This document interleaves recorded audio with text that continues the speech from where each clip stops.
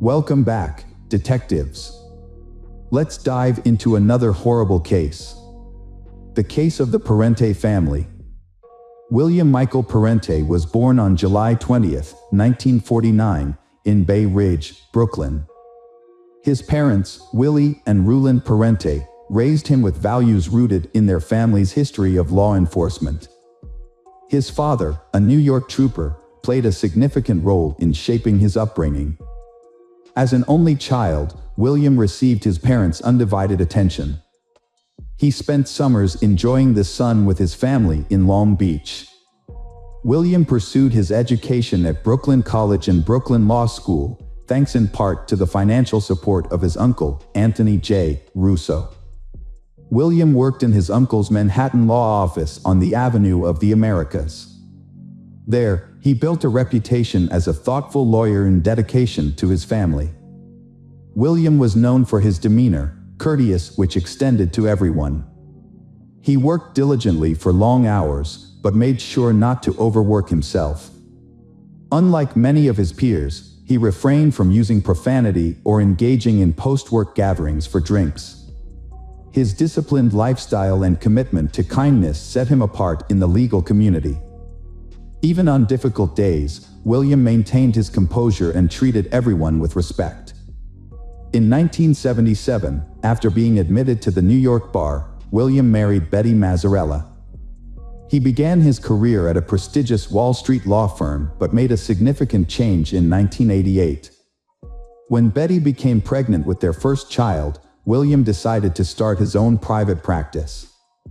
This change happened around the same time the family moved to Garden City, New York, an affluent community in Nassau County, Long Island. Despite living in the suburbs, the William family remained connected to their Brooklyn roots. They regularly returned to their old neighborhood to enjoy local delicacies, reconnect with old friends, visit their mother, and relive cherished childhood memories. By the time he was 60, William Parente had become an experienced estate and tax attorney. He ran his practice from an office in a Queens shopping center. His wife, Betty Mazzarella, 58, dedicated her time to taking care of their home and organizing charity fundraisers in their local community. Betty was actively involved in church activities, which were an integral part of their neighborhood's social fabric. The couple had two daughters, Stephanie and Catherine. Stephanie, the elder daughter, was 19 years old and a sophomore at Loyola College, studying speech pathology with plans to pursue dentistry in the future. Her friendly nature made her well liked by her classmates and teachers. She also maintained close relationships with her friends back home in Garden City. Their younger daughter, Catherine, showed remarkable talent at just 11 years old, earning her admiration from teachers and staff at Garden City Middle School. Her exceptional abilities indicated a promising future ahead. In the later stages of his legal career, William became involved in what he called bridge loans. He acted as a financial intermediary, similar to a bank, allegedly using assets from investment portfolios under his management to finance these loans. When an investor asked for their money back, William Parente was unable to return the funds or explain why he couldn't. On April 15, 2009, William, along with his wife Betty and youngest daughter Catherine, took a trip to visit their eldest daughter Stephanie in Towson, planning to surprise her. They booked room 1029 at the Sharon Hotel, near the Talone Town Center Mall, with a reservation until the 19th. When they arrived, Stephanie's friend was surprised, given that classes had just resumed after the Easter break and Stephanie was busy preparing for a chemistry exam.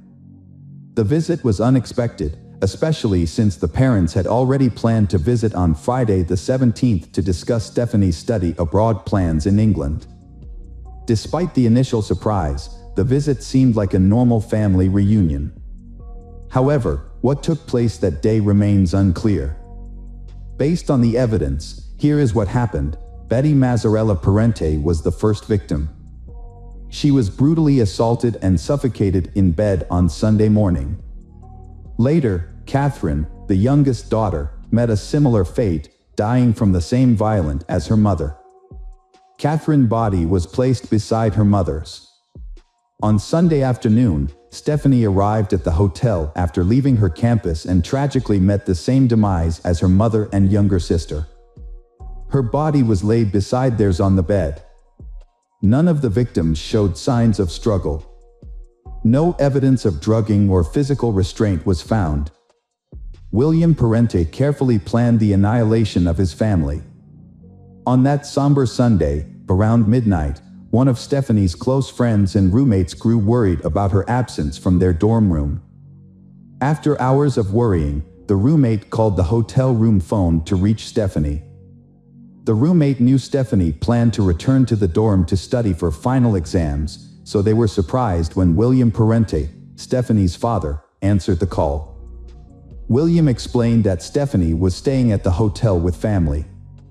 The roommate accepted this excuse and ended the call, unaware that Stephanie was already dead. Later, the roommate thought back on the conversation and remembered that William's tone seemed unusual. On Monday morning, William Parente ended his life by using a knife he had bought at a nearby mall. He inflicted fatal injuries on himself in the hotel bathroom. When the family failed to check out, hotel staff became concerned. School Loyola College also raised concerns about Stephanie's unexplained absence from classes, especially since it was a crucial time for her final exams. The college contacted the hotel, requesting a welfare check on Stephanie and her family. At 3 p.m., a housekeeper tried to enter their 10th floor room but found the door locked and received no response. The housekeeper alerted other staff, and a hotel manager entered the room. The manager found William Parente's lifeless body in the bathroom, having taken his own life with a knife. The manager quickly called emergency services and continued to investigate. As he entered the room further, he found 3 bodies carefully arranged on one of the beds. The victims were Betty Mazzarella and her 2 daughters, Stephanie and Catherine. The Baltimore County Police were immediately called to the scene, and all other guests on the 10th floor were relocated as part of the investigation. The police also took the family's Mercedes-Benz SUV from the hotel parking lot. After investigating, they determined that William Parente had committed a murder-suicide on that Sunday. And the police found that the causes of death were asphyxiation and blunt force trauma. They believe that Betty and Catherine were the first victims, followed by Stephanie. The police think that one of William's last interactions was with Stephanie's boyfriend, who tried to call Stephanie around midnight. However, Stephanie had already been killed by her father by then. Shortly after the call, William likely went to the bathroom and took his own life using a knife he had bought earlier from the mall. It is believed that William Parente's decision to kill his family and then commit suicide may have stemmed from an investigation into his possible involvement in a major fraud. William Parente was accused of being part of a Ponzi scheme, a type of investment scam where money from new investors is used to pay existing ones, often resulting in huge financial losses. Investors have been scammed of around $20 million, with one investor claiming a loss of $450,000. Investigations showed that William had issued bounced checks totaling $245,000 to investors, leading to further complaints to the New York Attorney General's office. After William Parente's death, some investors came forward with losses totaling millions of dollars. A colleague of William's made a poignant observation: financial losses can be recovered, but the loss of human life is irreparable. Friends and family have struggled to overcome their feelings of grief following the horrific incident. A memorial service was held at Loyola College on Monday night to honor Stephanie's memory. The family William Parente home, once full of life, became a somber space filled with tributes such as flowers and candlelit vigils. A funeral service was held at St. Joseph's Church in Garden City to commemorate Betty and her daughters. According to reports, Catherine's middle school classmates were transported by bus to attend the service. Stephanie's college peers made a significant effort to join, driving from Talon and arriving as early as 4 a.m. for the morning ceremony. The family was laid to rest together at St. Charles Cemetery in East Farmingdale, New York. In contrast, William Parente received a separate, private funeral service at a different location. He was cremated, but the location of his ashes was not publicly disclosed. The horrific actions of this merciless perpetrator have caused immense distress for the victims and their loved ones. Welcome back, detectives. Let's dive into another horrible case, the case of Patrick de la Cerda. Patrick de la Cerda was born in June 1992 in Miami, Florida, a city known for its picturesque metropolitan area. His father, Max Dira, was a native of Spain, while his mother, Patricia Ranza, was born and raised in France before moving to the United States in the 1980s, where she met and married Max. Patrick grew up in a warm family environment where he was surrounded by love, care, and mutual respect. He was a kind, intelligent, and sociable person who excelled in school and had a large circle of friends. From a young age, Patrick was very close to his parents, who prioritized his education and well-being, providing him with every opportunity to grow into a capable and responsible individual. Patrick's father was a dedicated and skilled professional in the construction industry. Although the family was not wealthy, they were considered well off by the standards of the big city. After completing high school, Patrick decided to follow in his father's footsteps and pursue a degree in construction. However, during his time at university, his parents made the difficult decision to divorce after nearly 25 years of marriage. The divorce of Patrick's parents was a quiet and peaceful one, with no scandals or disputes over property. After the separation, his mother moved to Deltona, a small town on the east coast of the state, where she eventually remarried. Patrick, on the other hand, chose to stay with his father in Miami, where they worked together in the construction industry and were highly respected.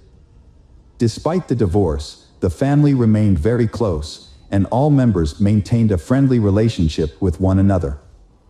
The family continued to stay in touch, regularly calling and communicating with each other. They were always willing to lend a helping hand when needed. Patrick often visited his mother in Deltona and shared with her details of his life, including his relationships and romantic interests. With his French and Spanish heritage, Patrick had grown up to be a charming and attractive young man, which helped him win over women at a relatively young age. Patrick grew up in a family that valued strong relationships, so he never sought casual flings. Instead, he dreams of finding lasting love, living peacefully, and building a lifelong family with someone special. He created a profile on a popular dating website at the suggestion of a friend, but he didn't have high hopes of actually meeting his soul mate on the dating website. One June evening in 2017, Patrick half-heartedly scrolled through profiles of women on the site. Then, he came across a photo that caught his attention, a stunning brunette with an unforgettable appearance, big, expressive eyes, and a charming smile. Patrick was immediately smitten and decided to send her a message. She replied, much to his delight, and they easily fell into a comfortable conversation. Jessica Devnani was born in 1988 in Orlando, Florida. After high school, she attended a local university where she studied banking. Following graduation, she landed a job at a bank branch in her hometown. Around that time, she met a handsome young man online. They quickly hit it off, exchanging messages and eventually phone numbers. They had long conversations every day, creating a deep emotional bond and strong trust. As their online friendship grew, they decided to meet in person. Since they lived in different parts of the state, they chose a meet-up spot roughly equidistant from each other.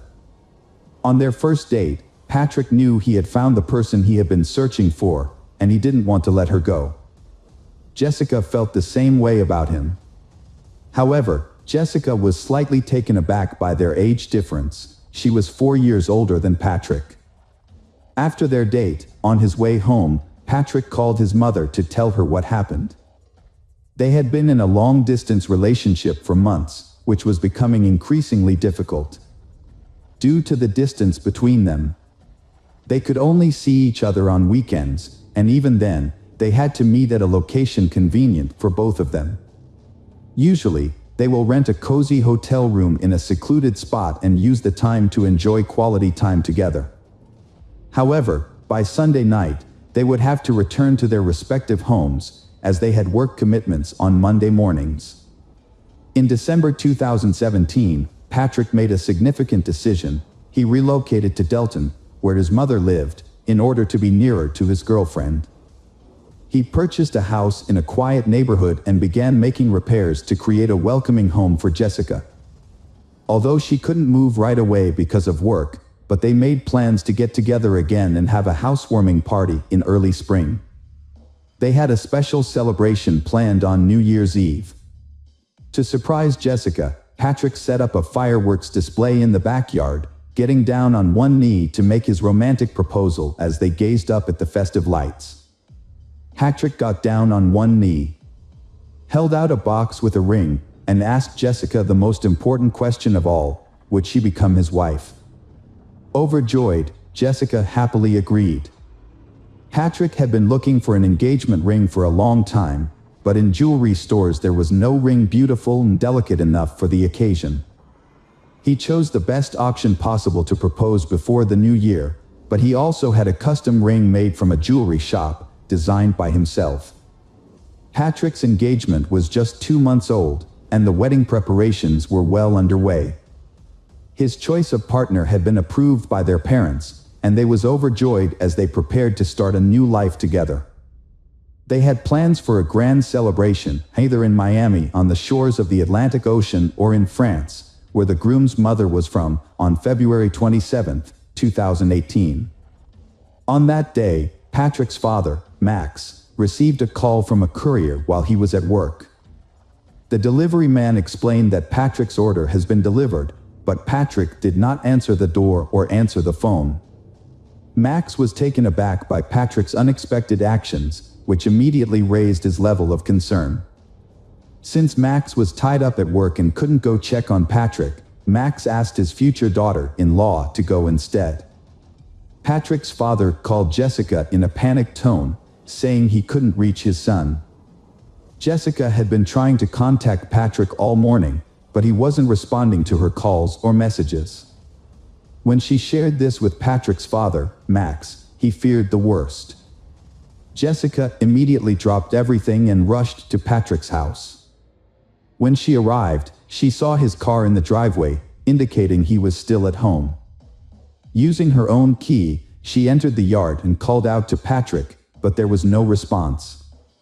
Jessica carefully opened the front door and was met with a horrific sight. Patrick was lying in a pool of blood, showing no signs of life. She quickly called emergency services, but the paramedics were unable to save Patrick and declared him dead at the scene. When the police arrived, Jessica was overcome with grief, sobbing in the backyard where Patrick had proposed to her just 2 months earlier. An officer spoke to her, and she raised her tear-filled eyes to meet his.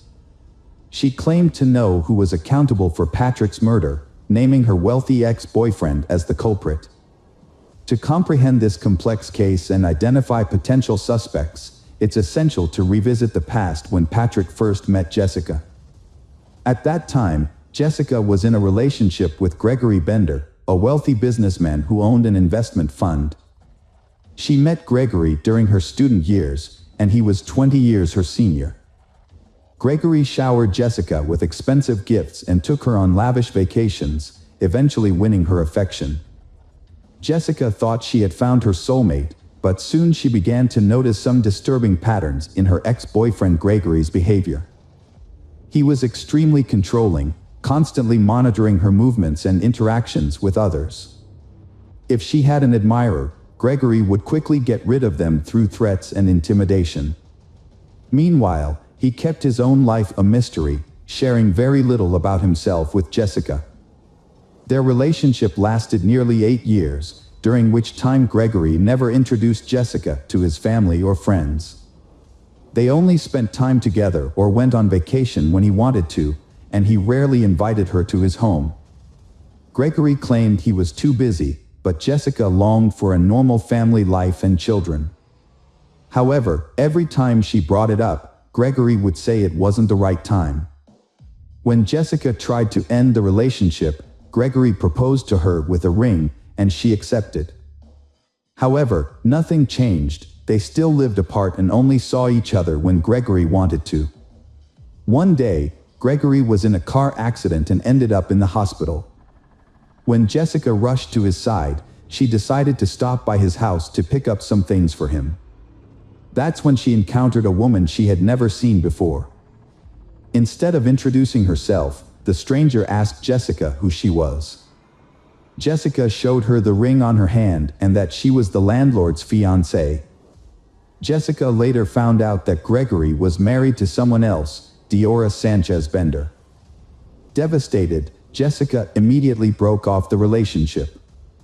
However, Gregory really wanted to keep her, begging for forgiveness and promising to divorce his wife and marry Jessica in the future. Jessica eventually gave in and continued the affair, but as time went on, nothing changed, and Jessica became exhausted. Jessica changed her life and started dating someone new, Patrick, through a dating website. She then ended her relationship with Gregory and informed him that it was over. But Gregory did not give up and started to do worse things. Gregory asked Jessica to reconsider their relationship. He then became aggressive, and he resorted to threatening and harassing her. Realizing that Jessica had moved on, Gregory turned to private investigators to hack into her online accounts and find out who she was talking to. He soon discovered Patrick's identity and contact information. Then, Gregory started sending threatening messages to Patrick. Patrick received threatening messages from Gregory, Jessica's ex-boyfriend, who demanded that Patrick end his relationship with Jessica, referring to her as his fiancée. After receiving the threats, Patrick remained calm because he thought they would not come true. However, Jessica is scared because she knows Gregory's aggressive nature and that he has a large collection of weapons. She suggested breaking up with Patrick to avoid any potential harm, but Patrick refused. They decided to report the incidents to the police, providing evidence of Gregory's stalking and threats. They obtained a restraining order, which prohibited Gregory from approaching or contacting them. Additionally, Gregory was required to surrender his firearms. For a while, the situation seemed to calm down, and they thought they had finally found peace. Nevertheless, Jessica convinced Patrick to install CCTV cameras around and inside their home, fearing that Gregory might violate the restraining order. Let's go back to the events of February 27, 2018. During the initial crime scene inspection, investigators quickly ruled out robbery as a motive.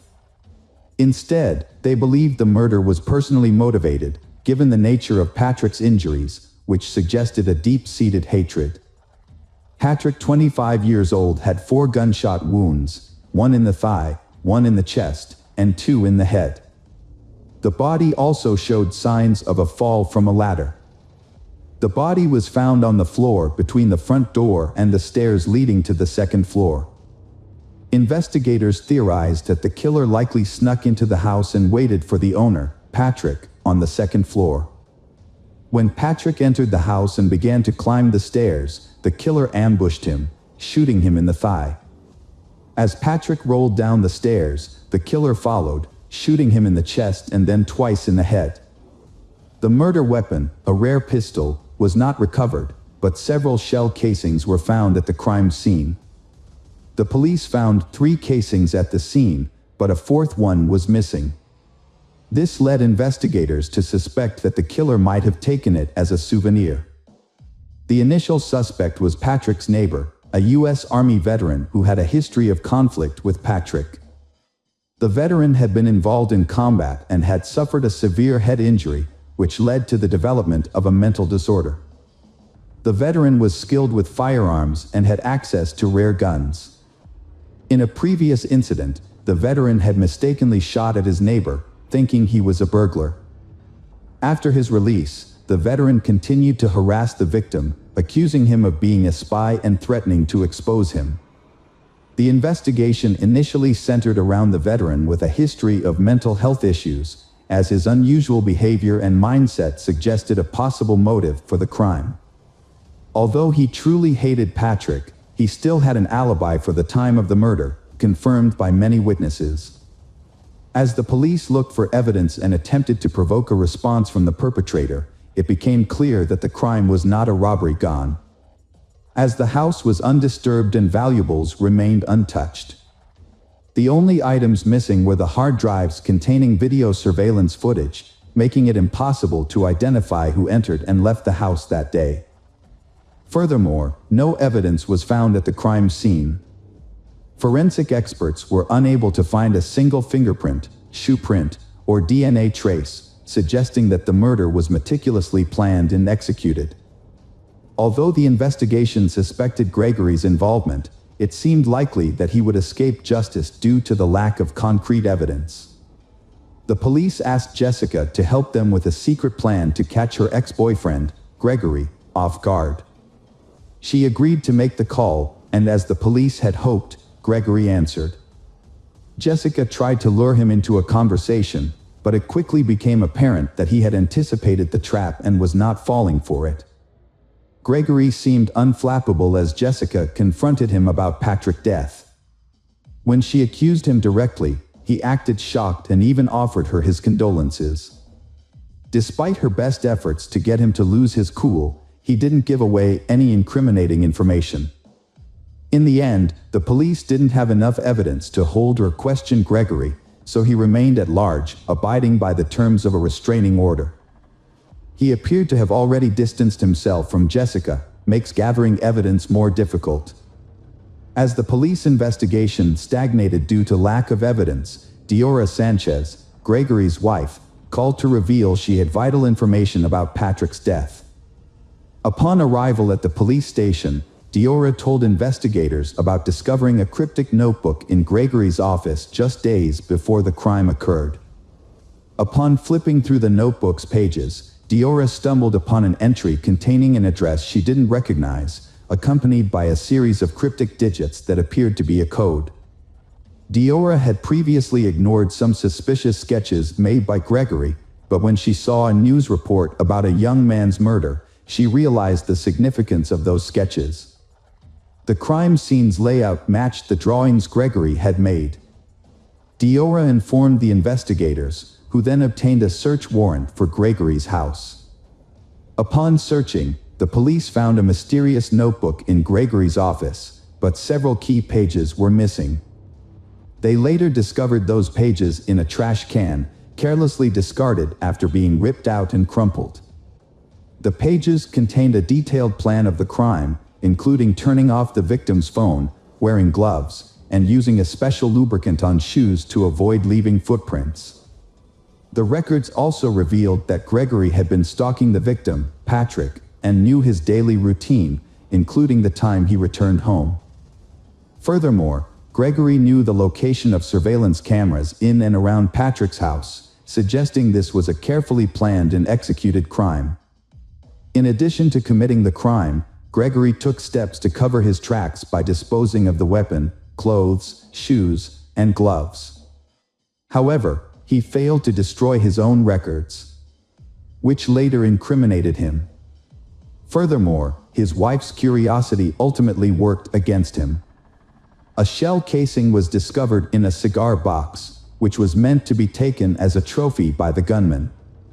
Forensic analysis confirmed that the casing matched the one found at the crime scene. The trial of Gregory posed a challenge due to the lack of direct evidence. Although the accumulated evidence was sufficient to arrest him, it was largely circumstantial. Since the crime weapon was never recovered, there was no definitive proof that Gregory was at the victim's house on the day of the crime. Moreover, there were no eyewitnesses to testify against him. The trial, which began in May 2021, more than 3 years after the crime, was heavily influenced by the skilled lawyers Gregory hired. He appeared confident and seemed to believe he would evade punishment. A crucial witness, Jessica, provided detailed testimony about her long-term relationship with Gregory, including his marital status, her attempts to break up with him, and the subsequent harassment and threats he made against her and Patrick. Jessica presented evidence of her conversations with Gregory, including screenshots of their conversations and their phone records. However, Gregory's lawyers countered by blaming Jessica, claiming that she was responsible for Gregory's behavior. They claimed that Jessica had started a new relationship with Patrick while still involved with Gregory, and that she had hurt his self-esteem. The defense downplayed the significance of the written plans for the murder, describing them as mere fantasies of a hurt man seeking revenge on his rival. They argued that Gregory never acted on these plans and therefore did not leave any evidence at the crime scene. Additionally, the lawyers claimed that the search of Gregory's home was conducted illegally and with procedural errors, suggesting that the shell casing found there could have been planted. The crime weapon was never found, and Jessica's identification of the gun model was uncertain. She had previously seen a similar gun in her boyfriend's collection, but she wasn't familiar with firearms and could have been mistaken. The defendant's ex-wife, Diora Sanchez, was called to testify. During her testimony, the defendant, Gregory, unexpectedly professed his love for Diora. This declaration seemed to affect Diora, and her testimony became unclear. Diora claimed to have forgotten some details and ultimately stated that she doubted Gregory's capability for murder, given their long history together. Despite the defense's efforts to challenge the search of Gregory's home and the lack of direct evidence, the jury found him guilty of first-degree murder after hours of deliberation. Gregory was given a life sentence with no possibility of parole. As the judge read out the sentence, the defendant fixed Jessica with an intense stare, not blinking once. His glare made her feel nauseous.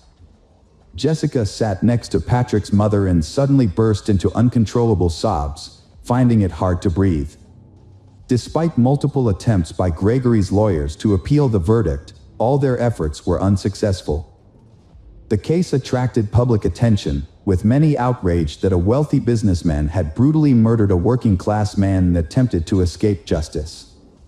Patrick's story was widely reported in the press, and Gregory remains in prison to this day. Jessica Dira said she is grateful that justice has been served, and Patrick's memory will always live on in her. She wears the engagement ring he gave her and a special piece of jewelry he had intended to give her but never got the chance. Jessica remains close to Patrick's parents, who have welcomed her into their family as one of their own. Friends, welcome to our channel. Today we're going to take a look at another horrible case with you. The case of Corey Richins. Eric Richins was born on May 13, 1982, and had a profound impact on the lives of those around him.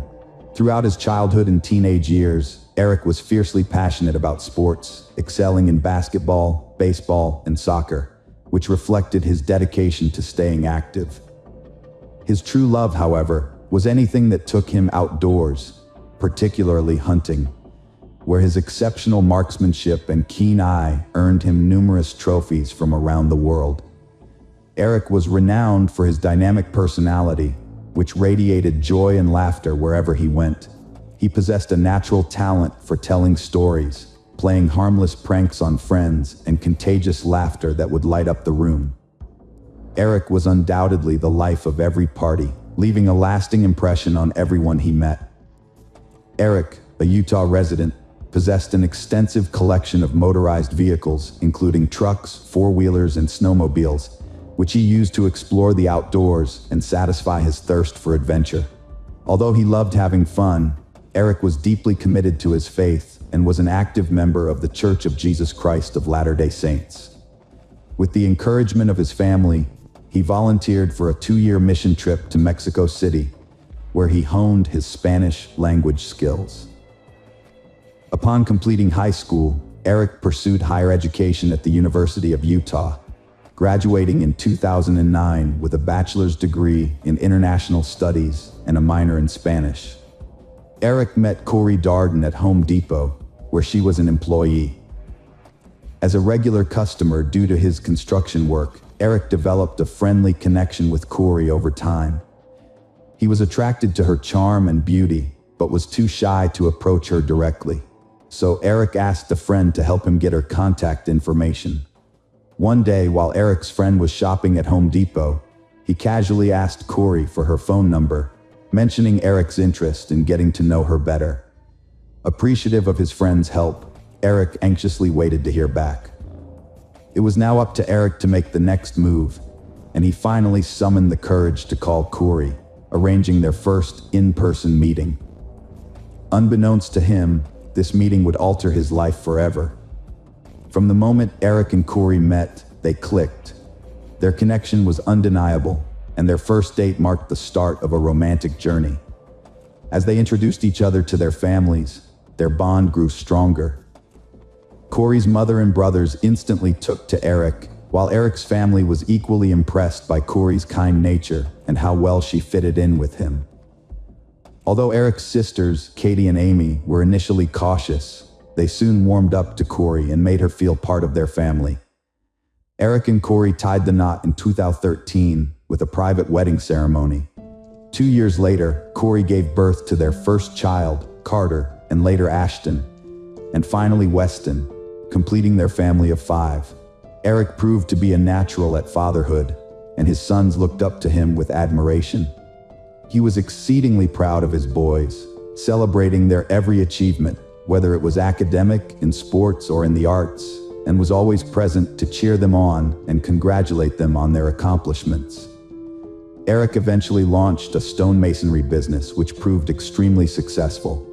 His exceptional craftsmanship and meticulous attention to detail set him apart, attracting clients seeking his expertise in crafting stunning stonework. The thriving business brought financial security to Eric and his family. Meanwhile, Corey's real estate ventures also generated a significant income. Her entrepreneurial drive and in-depth knowledge of the local market made her a vital contributor to their family's growing prosperity. She would buy homes, renovate them, and sell them at a profit.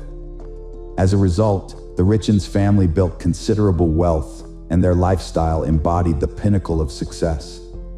On the surface, the Richens family seemed to have a perfect life. However, this illusion of perfection shattered on March 4, 2022, when Corey made a frantic emergency call to report that her husband Eric was not responding. When paramedics arrived, they discovered that Eric had sadly died. Corey was devastated by the news and called her mom, Lisa, who rushed over. Her brothers DJ and Ronnie joined them, struggling to process Eric's sudden death. They'd celebrated Corey's business success at their new mansion earlier, with Corey making Eric a Moscow mule before bed. She'd slept with her son due to his nightmares, and when she returned to their room at 3 a.m., found Eric cold and unresponsive. As Corey waited for the paramedics to arrive, she remembered the dispatcher's instructions to perform CPR on Eric, which she claimed to have followed. While the paramedics were unable to determine the exact cause of Eric's death, they suspected it might have been an aneurysm, given that Eric was a healthy 39-year-old with no known medical conditions.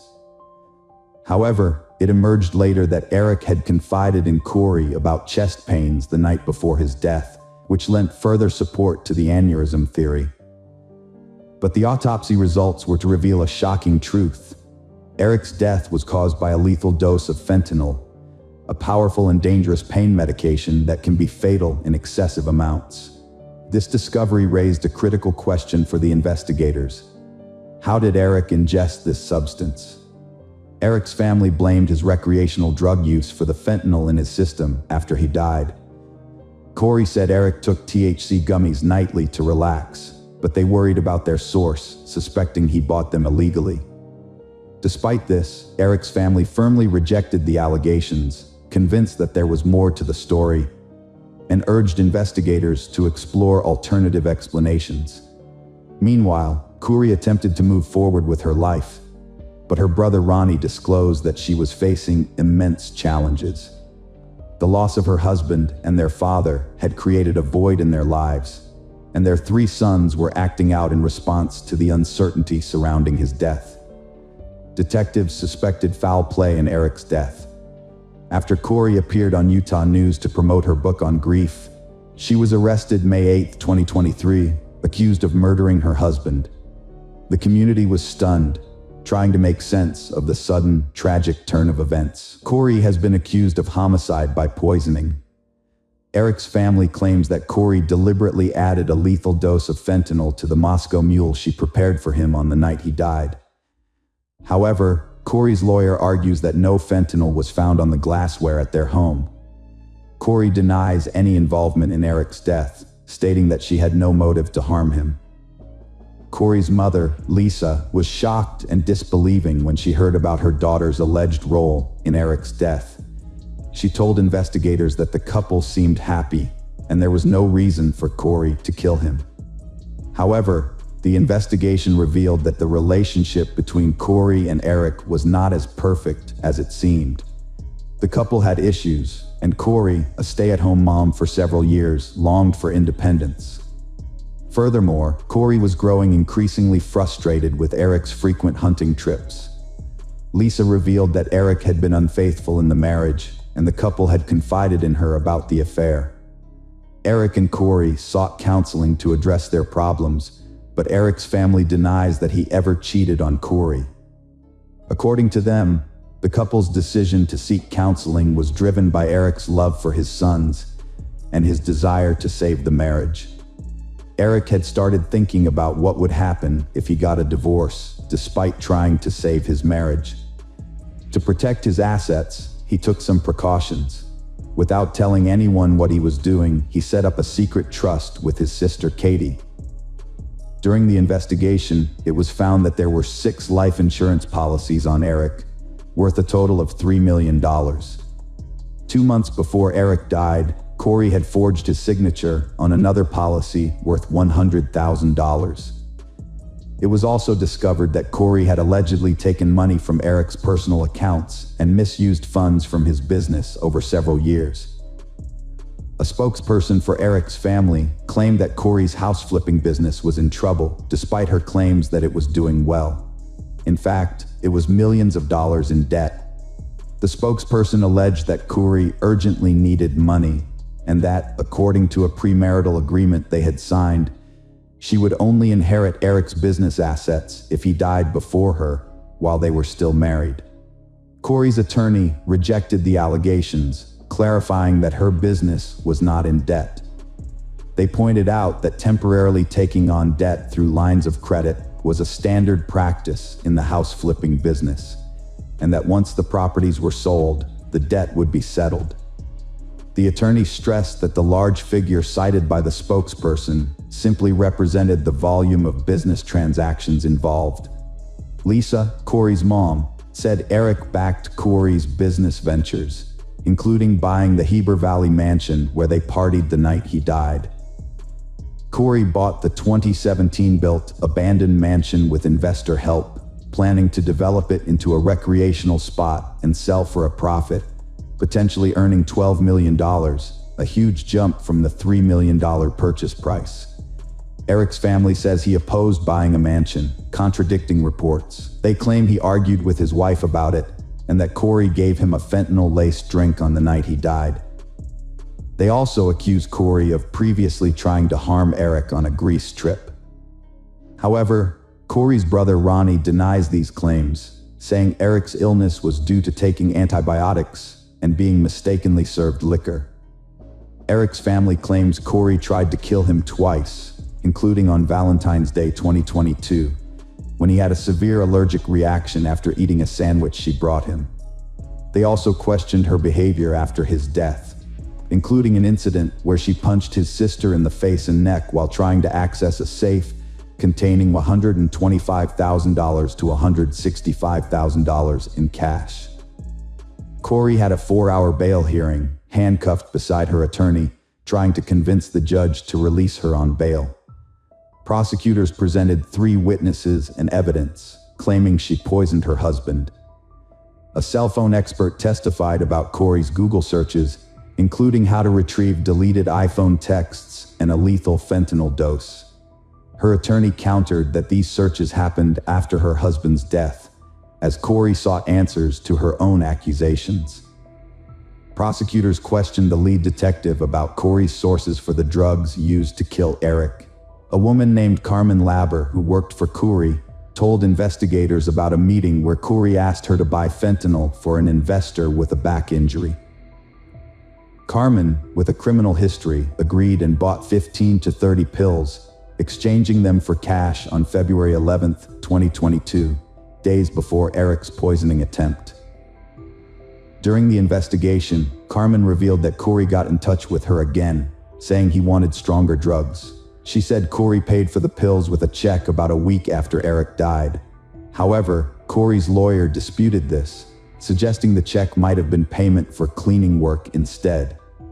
The lawyer also tried to raise doubts about Carmen's trustworthiness by pointing out that she was a convicted felon on probation. At the bail hearing, Eric's sister spoke to the judge about the family's intense emotional pain after Eric's death, and their fear that if Corey were released on bail, they would suffer even more. The judge decided to keep Corey in custody. In 2023, Corey had a serious medical crisis in jail after taking prescribed medication, which caused her to have a seizure and required hospitalization. While searching her cell, jail officials found a handwritten letter that prosecutors claimed provided additional evidence of Corey's plans and motivations. Prosecutors requested a no-contact order, citing the letter as proof of Corey's attempt to intimidate witnesses. Prosecutors claim Corey wrote her mom, instructing her brother Ronnie on how to testify in court, saying Eric got drugs in Mexico. The letter stated Ronnie should say Eric admitted to buying pain pills in Tijuana and to obtain texts about Eric's drug use. Corey adamantly denied the letter was witness tampering, stating that the letter was nothing but a fictional creation she wrote as a fantasy story. The judge denied the motion for no contact, stating that the state failed to prove witness tampering. Corey's family seeks custody of their 3 sons, currently living with Eric's relative. The boys have regular video calls with Corey in jail, and her family attends their public sports events.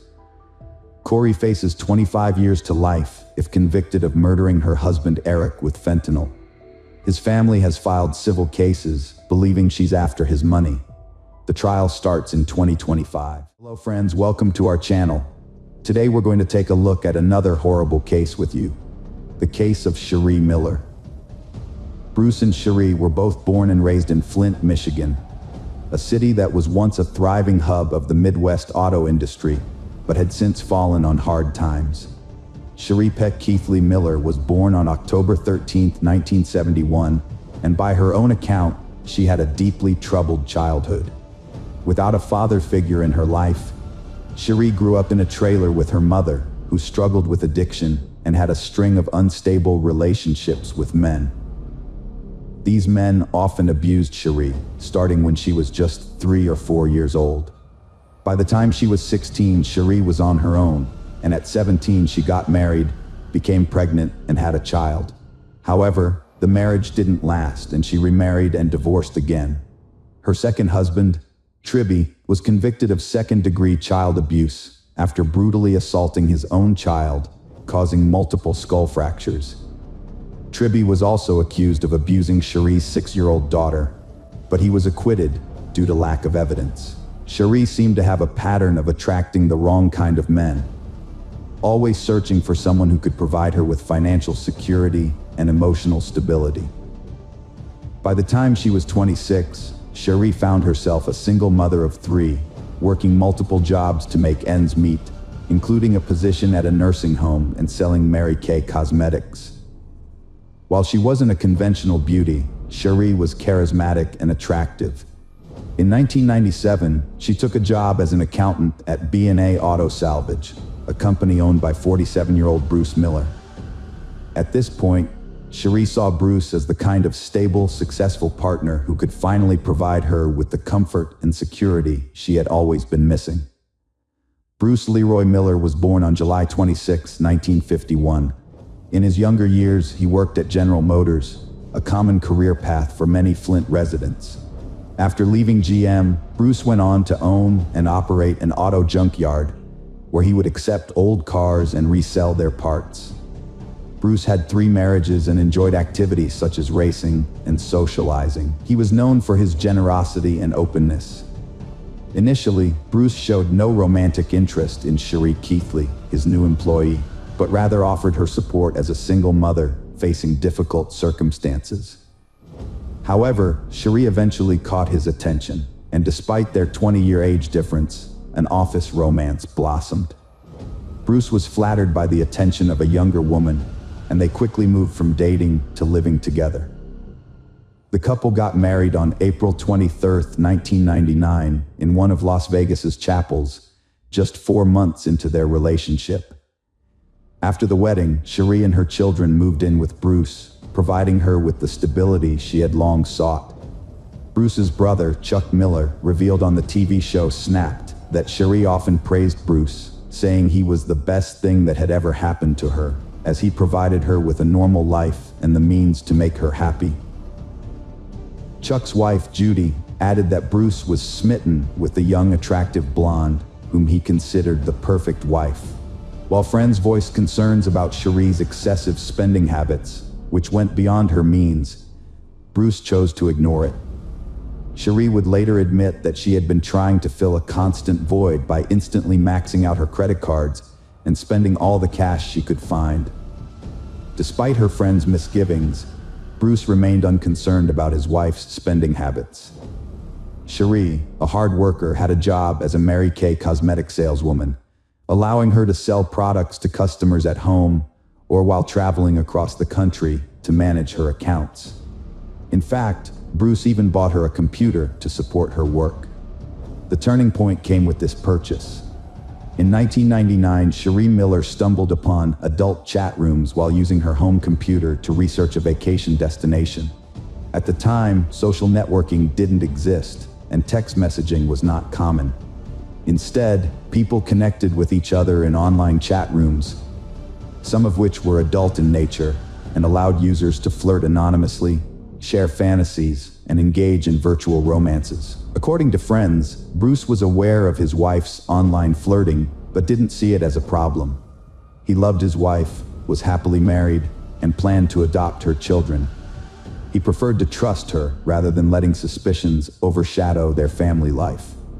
Cherie soon became comfortable in the virtual world and began regularly logging into chat rooms, sharing her deepest sexual fantasies with strangers under various aliases.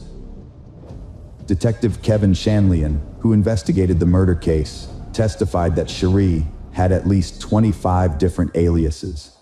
In 2016, Cherie admitted that she was glued to the computer. She explained that Bruce worked at the store and had his own business, so he was often away. Cherie spent hours flirting online, driven by a need to control everything. She obsessively controlled people who trusted her, treating every man and every relationship like a new level in a video game, each one more challenging than the last. Among the men Cherie Miller met online was Jerry Cassidy, who used the pseudonym Rena Dudes. Born on October 6, 1960, in Kansas City, Missouri, Jerry was a married man who raised a son, enjoyed deer hunting with his brothers, and had a dream of becoming an FBI agent while working as a homicide detective. However, when he reported corruption involving falsified records to a coworker, he faced retaliation, was demoted, and eventually forced to resign after 9 years of service. Despite doing the right thing, the experience ended his career. Depression, drinking, and substance abuse followed, which led to the breakdown of his marriage. Later, Jerry got his life back on track, moved to Reno, Nevada, and became a security guard at Harrah's Casino. In his free time, he frequented chat rooms where he met Cherie Miller. Their online correspondence turned passionate, and in July 1999, they met in person in Reno, where Cherie claimed to be attending a Mary Kay convention with a friend. The online romance blossomed into a physical affair, and Jerry thought his life was finally taking a turn for the better. Cherie presented herself as a wealthy businesswoman living with a disabled husband who was seeking a discreet sexual encounter. Jerry believed her, as his friend Carol Slaughter would later recall. At the time, Jerry was at a low point in his life. His marriage had ended, and he was in a new neighborhood with no friends. He became deeply infatuated with Cherie, telling Carol Slaughter that Cherie was exceptional in the bedroom. Throughout the summer and fall, Cherie used her cosmetics business as a front for frequent trips to Reno, where she would secretly meet with Jerry. The two exchanged explicit emails and instant messages, including intimate videos, and even went so far as to rename their online accounts, with Cherie calling herself Jerry's Fool and Jerry calling himself Cherie's Fool. Despite his background as a cop, Jerry seemingly failed to notice any red flags, blinded as he was by Cherie's professions of love. Whether due to naivety, flaws, or emotional vulnerability, Jerry proved to be an easy target for Cherie's manipulation. She quickly wove a web of deceit, convincing him that he needed to kill her husband. The impact on Jerry was evident to those around him.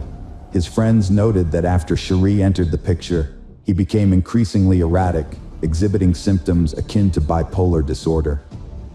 He would be overly excited and energetic before her visits, only to plummet into painful depression after she left. As early as September, Cherie claimed to be pregnant with Cassidy's child, sending Jerry fake evidence, including doctored photos, a forged positive pregnancy test, and even fake belly pictures. Shortly after, she feigned that her husband Bruce had discovered her infidelity, beating her and causing her to miscarry. Unbeknownst to Jerry, Cherie had actually undergone a tubal ligation in 1995, rendering her sterile. Jerry had no reason to doubt her lies, and so he believed every word. After losing the baby, Cherie announced that she was pregnant again, this time with twins. Jerry begged her to leave her abusive husband Bruce, take the children, and come live with him. Cherie feared for her life and Jerry's, claiming Bruce had mafia connections and wouldn't let them leave. Despite her fears, Cherie continued to secretly meet Jerry in Reno. During one of these meetings, Jerry was arrested for drunk and disorderly conduct at a casino, which temporarily halted their online communication.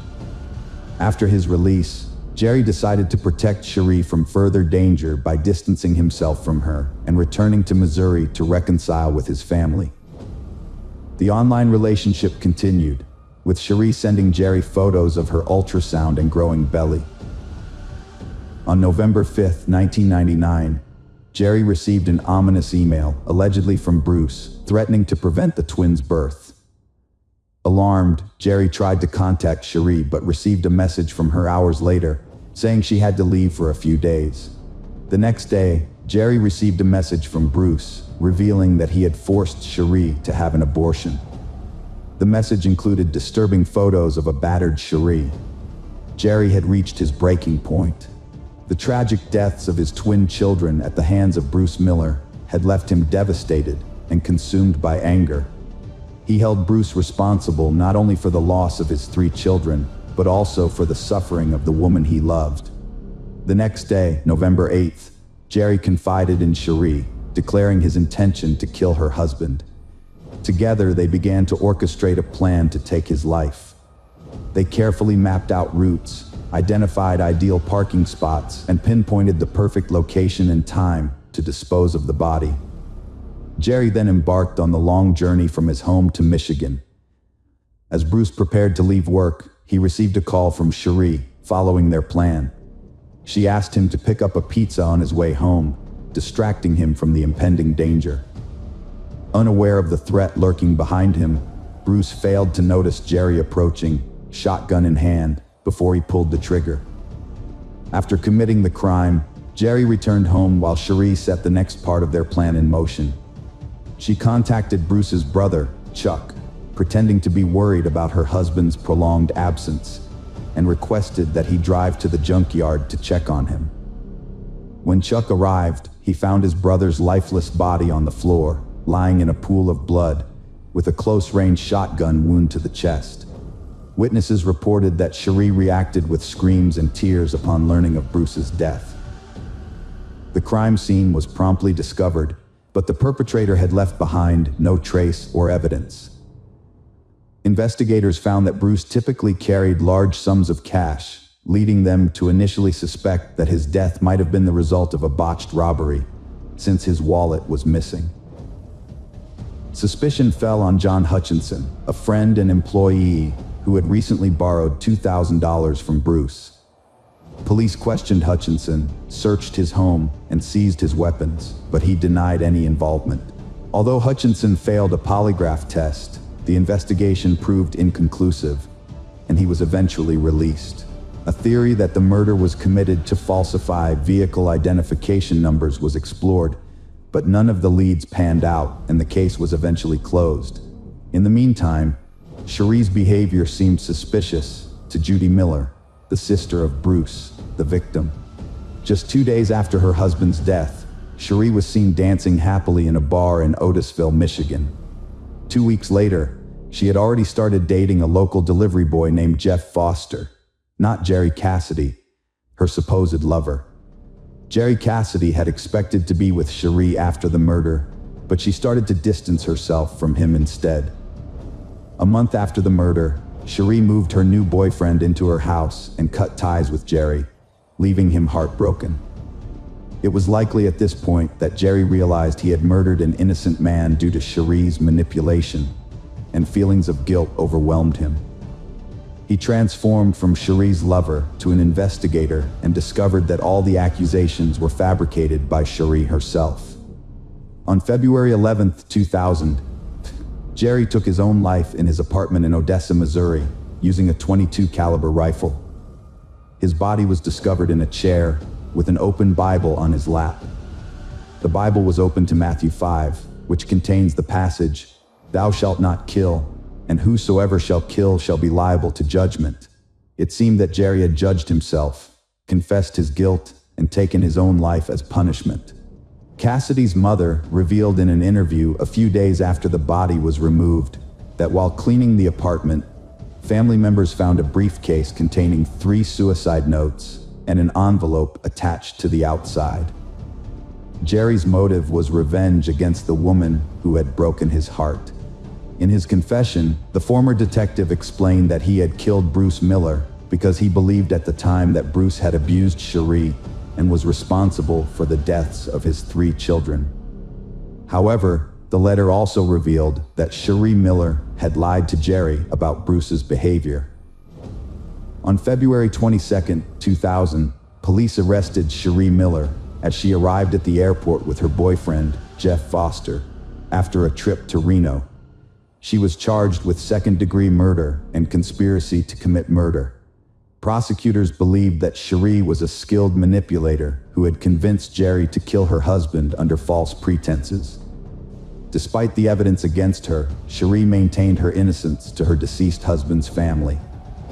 On December 12, 2000, the trial of Cherie Miller began in the state of Michigan, generating widespread national attention due to the unusual nature of the internet-related crime.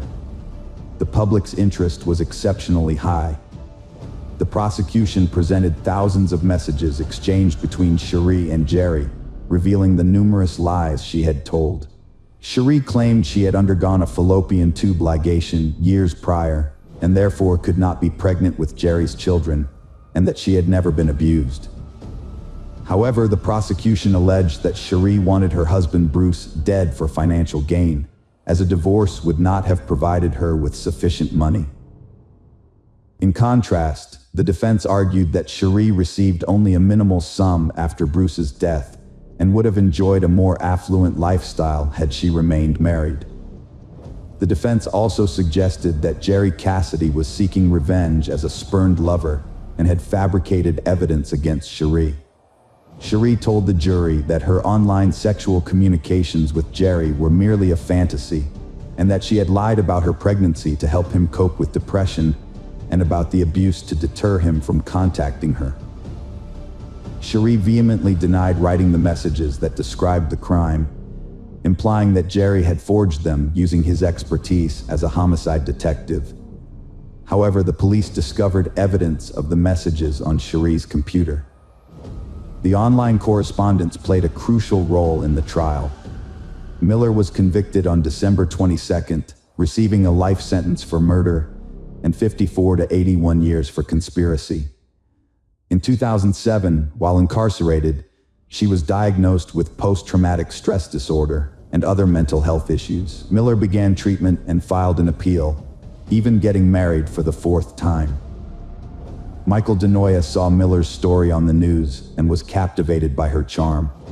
He wrote to her, and in 2008, he visited her in prison, proposing during the visit. Although some reports claim they got married in April 2008, there is no evidence to support this. In 2008, Miller's conviction was overturned on appeal, and she was released from prison in 2009. A federal judge ruled that Jerry's suicide letter should not have been considered evidence, as Cassidy was deceased and the defense could not cross-examine him. The judge ordered a new trial and released Miller on bail. In 2012, Cherie was returned to jail to resume serving her original sentence, following a court ruling that re-evaluated the admissibility of the suicide letter. Having spent 3 years outside, Cherie continued to proclaim her innocence. In 2016, Cherie Miller unexpectedly confessed to her role in her husband's death in a 4-page letter to a judge. Many saw this as a bid for sympathy or profit. Cherie wrote that being sent back to prison after 3 years of freedom triggered her admission.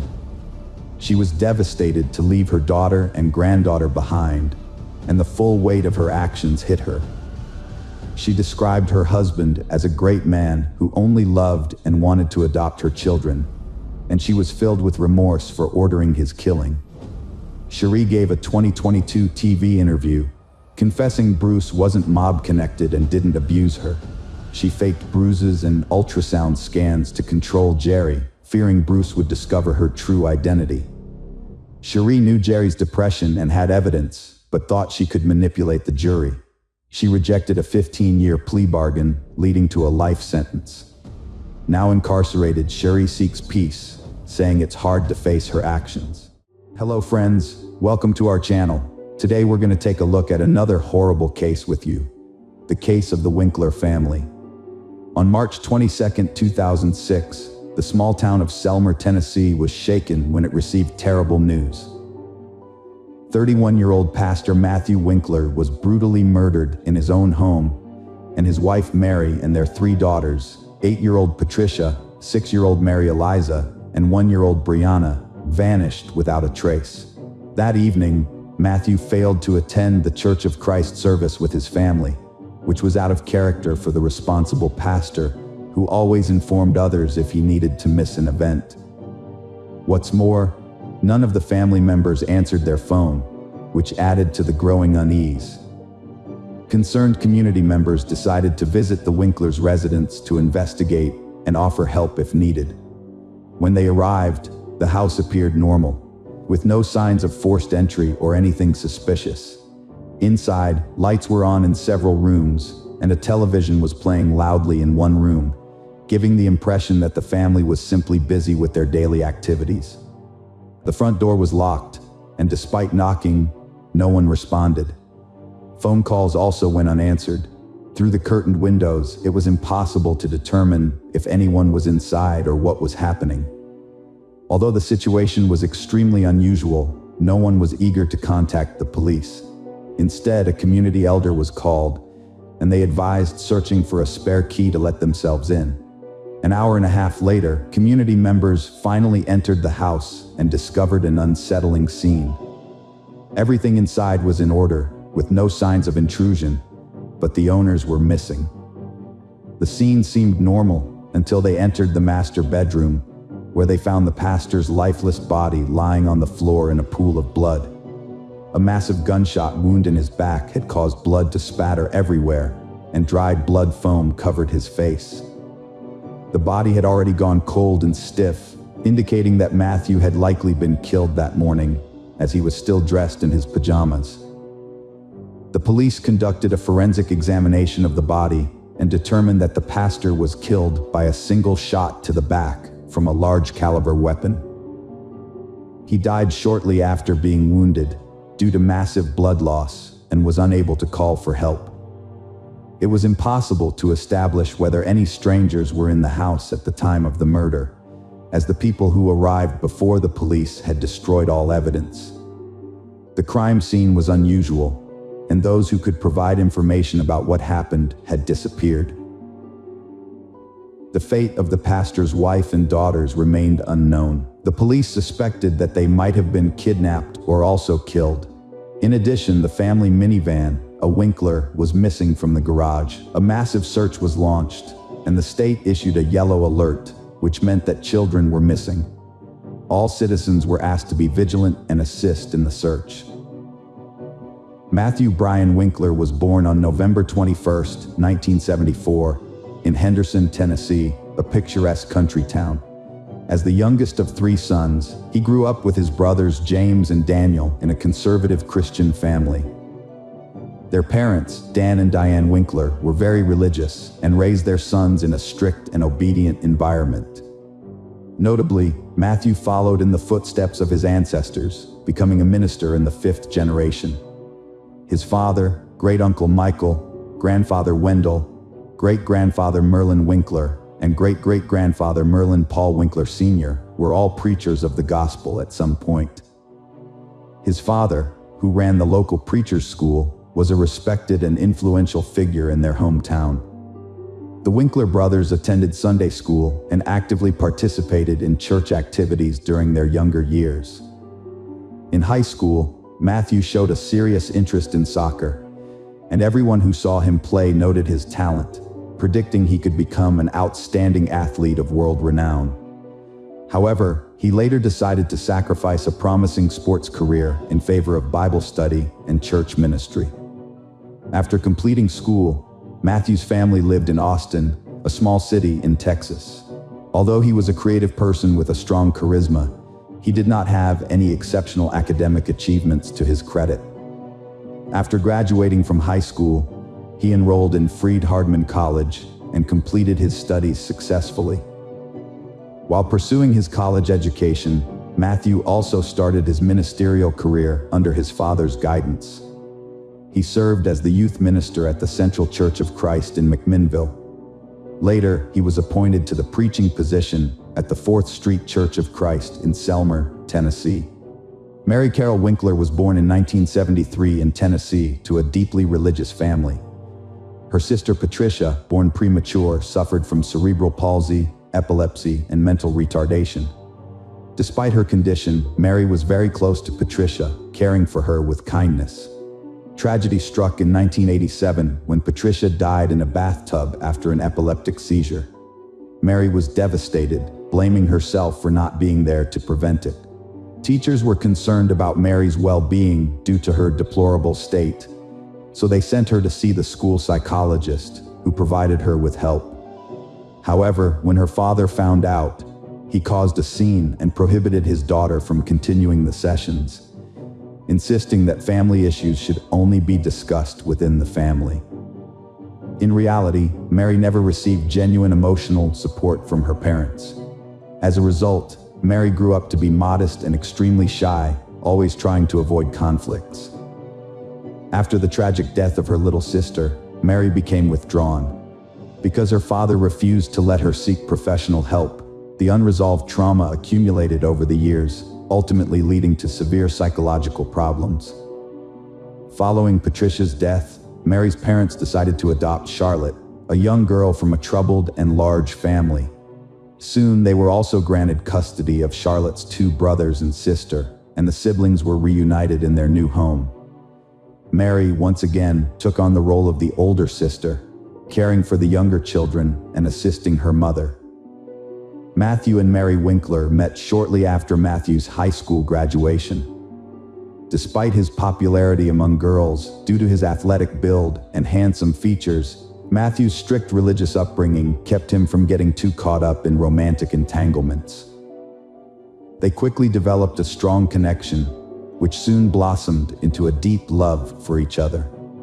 This was the first intense emotional experience for both of them, and after a few months, they introduced each other to their parents. With their parents' blessing, they began making wedding plans. They tied the knot in April 1994. When their first child, Patricia, was born, Matthew was still in college and had to take a temporary break from his studies.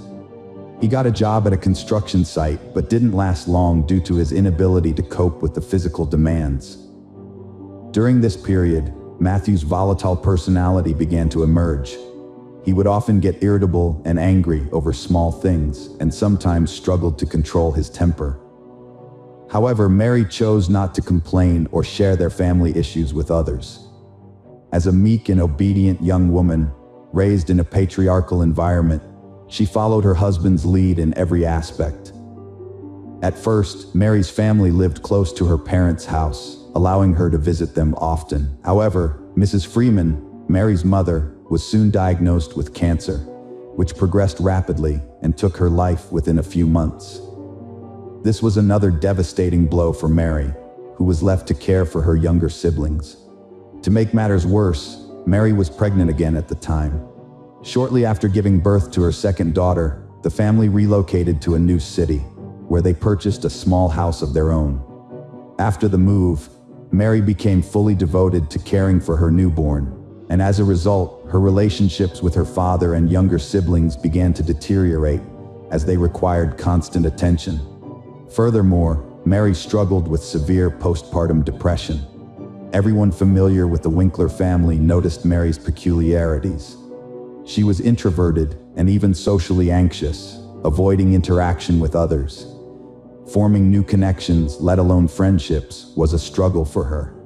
Her mood would shift frequently, and she was prone to melancholy, with even the smallest thing capable of moving her to tears.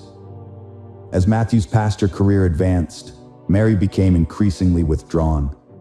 The situation grew more complicated when she became pregnant again, only to learn months later that the fetus had died. This devastating news deeply disturbed Mary, who had been eagerly anticipating the child and dreaming of a large, loving family. It took 2 years for her to see the long-awaited positive pregnancy test, and her joy was overwhelming. However, this time around, Mary concealed her pregnancy for a long time, as if fearful of something. Mrs. Winkler's strange behavior stemmed from childhood trauma and an unhealthy upbringing. Her husband, the family head, was authoritarian, demanding obedience. Behind the facade of a perfect couple, he was violent, often yelling at her without reason. The rumors of the pastor's cruelty spread after Mary appeared with a black eye. Matthew's urge for role-playing and adult toys clashed with Mary's conservative upbringing. She resisted, enraging him, and he tried to force his desires. After abuse, Mary confided in a friend who betrayed her trust, fueling rumors about the clergyman's behavior. Matthew was denied a church leadership promotion and forced to step down from teaching Sunday school due to unfavorable rumors about his personal preferences. His family had to relocate to a new city, where they started fresh. In Selmer, Matthew became a pastor again, and his wife took a part-time job. Despite challenges, they earned the admiration and respect of their community, seen as an exemplary couple and model family. The Winkler family and their neighbors became close friends, often visiting and sharing holidays. Months before the tragedy, Mary bragged about her husband buying a gun for self-defense and taking her to the shooting range. She learned quickly and accurately hit targets. It came out that the Winklers already had guns at home, bought by the pastor for self-defense, which puzzled the guests since they lived in a peaceful town with no enemies. After another move, the couple's financial situation became precarious. Mary sought out various part-time jobs and decided to pursue a medical degree, aiming to work in a clinic and help children in need. However, she soon turned to financial fraud to improve their family's financial standing. Mary later claimed she didn't realize her actions were illegal and intended to pay back the money once she got back on her feet. What Mary did is commonly known as artificially inflating account balances. She received checks from unknown sources, deposited them into a joint bank account with her husband, and then changed the account address so that all communications would be sent there. The total amount of checks received was nearly $177,000, which raised suspicions among bank employees. They invited the couple to the bank branch to clarify the situation, but the Winklers never showed up, further fueling suspicion. Although it was assumed that Matthew was unaware of his wife's actions after his death, Mary tried to convince the court that the fraud was his idea and that he had forced her to make shady transactions while he remained in the background to avoid detection. Mary's disappearance sparks suspicion. Her family's in danger after her husband's murder, and she's initially seen as a victim. But after neighbors' accounts and fraud evidence, she becomes the prime suspect. Authorities must find her, her kids, and the family car to ensure their safety. They're tracing her bank transactions and cell phone signal. Mary was discovered the following day in an Alabama resort town where she was enjoying quality time with her children at a local amusement park. Apparently, she had planned a special day for them, aware that her impending imprisonment would separate her from her daughters for an extended period. Upon being taken to the police station to provide statements, they recounted a consistent and confident narrative. They claimed that intruders had broken into their home, assaulting their father, and their mother had armed herself to protect them. According to the girls, they were then forced to flee for their safety. Their father was still alive and in the hospital, and they were about to visit him. However, Patricia and Maria Eliza did not witness the events that unfolded in the house. All they knew was that they heard a gunshot, caught a glimpse of their father lying on the floor, and then their mother quickly got them into the car and they drove away. Mary soon began to confess, but claimed she couldn't recall the exact sequence of events due to a temporary memory lapse. According to her, her husband had been abusing her for years, humiliating her and pressuring her into intimate acts that went against her wishes. Mary maintained that it was he who had initiated the financial fraud she had committed. Matthew was known for demanding absolute obedience, had a short temper, and had a history of physical violence, as confirmed by his secretary at his previous job. The woman had frequently witnessed the pastor belittle his wife, who would carefully bring him lunch to church, only to be met with dissatisfaction. The evening before the tragic event, a scandal erupted in the family, prompting the couple to sleep in separate rooms. Mary was distraught, crying throughout the night, and in the morning, she found herself holding a loaded shotgun, which her husband habitually kept at the ready. She entered Matthew's room, where she shot him in the back while he lay in bed. Matthew collapsed to the floor, bloodied foam emanating from his mouth and nose. According to Mary, as her husband lay dying, he whispered, "Why?" To which she responded, "I'm sorry, I'm so sorry." Mary then gathered her daughters and fled the house, leaving her husband, who, as experts later determined, tried to reach for the phone to call for help, but lacked the strength to do so. The murder weapon was later discovered in the trunk of the car in which Mary escaped with the children. However, at the trial, Mary was unable to explain why she had taken the gun with her. The role-playing costumes found in their home were presented as evidence of the pastor's emotional abuse and humiliation of his wife. When Mary saw them, she turned pale and then became hysterical. Despite her inconsistent testimony, the court ultimately believed that Mary Winkler was the victim of domestic abuse and that the murder was a culmination of years of anger, resentment, and pain. However, this did not excuse her from taking responsibility for her actions. In April 2007, the court finally delivered its verdict in this complex case. Mary was found guilty of involuntary manslaughter, but the sentence sparked controversy due to her questionable mental state. Initially, she was expected to serve at least 6 years in prison, but ultimately received a sentence of less than a year. During her sentence, she spent 2 months in a psychiatric hospital, where doctors assessed her ability to regain custody of her children. Upon her release in the summer of 2008, Mary was granted sole custody of her daughters, who had been living with their paternal grandparents. Matthew's parents were outraged, believing that Mary had deliberately killed their son and received a lenient sentence. They felt she should not have been given custody of the girls, but all their attempts to appeal the decision failed. The fraud case was never brought to trial because the bank failed to file formal charges, and as a result, the matter was completely dropped. Hello friends, welcome to our channel. Today we're going to take a look at another horrible case with you. The case of Jasmine Richardson. In town, the Richardson family was renowned for being exemplary. Deborah and Mark, along with their children, 8-year-old Tyler and 12-year-old Jasmine, resided in a beautiful and cozy home. Like all Canadians, they were extremely hospitable and sociable. Their home frequently hosted guests, and the atmosphere was built on principles of love and respect. However, everything took a turn for the worse when their eldest daughter, Jasmine, entered puberty. The once calm girl underwent a drastic transformation. Firstly, her character changed. She became bold and frivolous. Conflicts between her and her parents began to arise, and her academic performance started to decline. Secondly, her preferences in music and clothing drastically changed. She shifted from enjoying modern pop to heavy rock. Bright colors and clothing were replaced by shades of gray and black, and her dressing style became provocative as she sought to appeal to boys, drawing attention to her curves.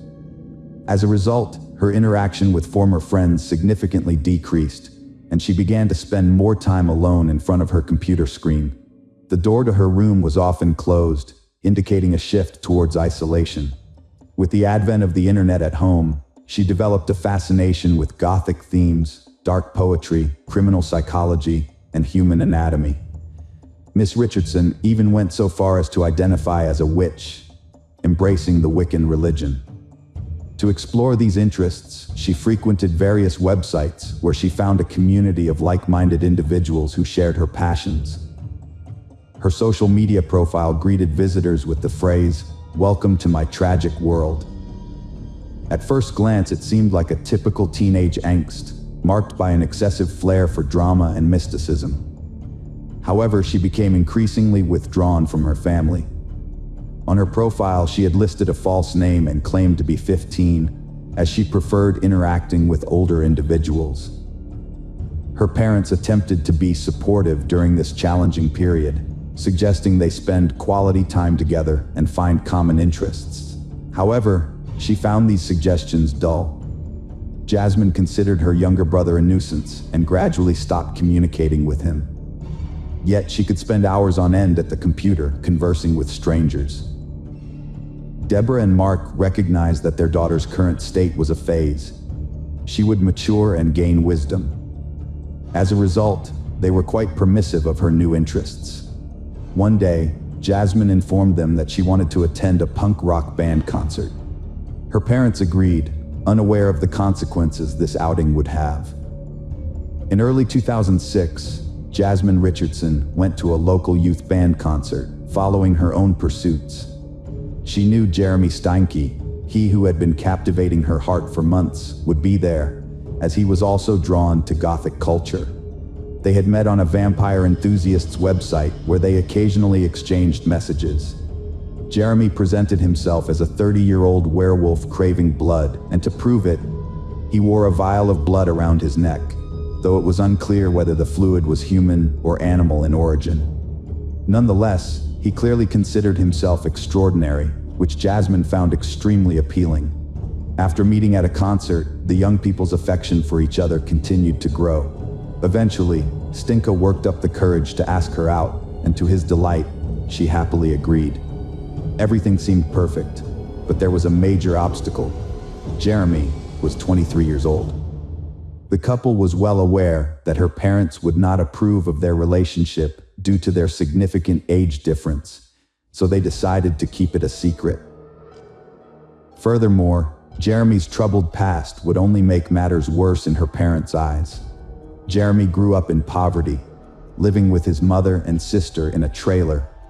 He had a troubled relationship with his mother, who drank excessively and had a string of volatile partners. These partners would often beat him when they were drunk.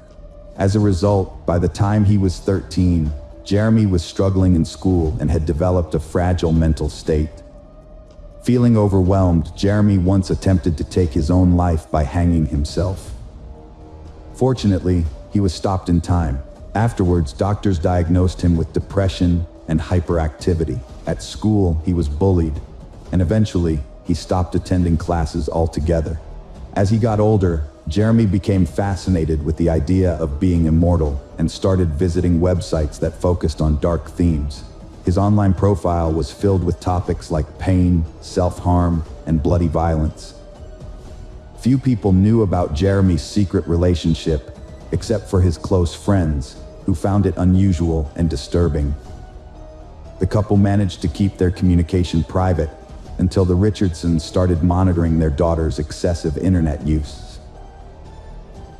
Deborah and Mark were alarmed when they discovered their daughter Jasmine had been chatting with strangers online, which is a concern for any parent. They immediately took away her computer to protect her. What they found out next was even more disturbing. Jasmine had become infatuated with an adult man who seemed to have questionable motives, known by the ominous nickname Soul Eater. This made her relationship with Jeremy officially off limits. Deborah and Mark sought the help of a psychologist to free their daughter from this harmful relationship. They believed that therapy would also improve their relationship with Jasmine. Fortunately, it worked, and Jasmine appeared to be getting back to a normal life, assuring them that the ordeal was behind her. As a sign of trust, they gave her computer back. Unfortunately, this decision would ultimately seal their fate. Saturday, April 22, 2006, Mrs. Richardson was preparing for bed when she heard a noise in the basement. At first, she thought it was just rats, but as she went downstairs and turned on the light, she saw a person wearing a ski mask standing opposite her, staring at her.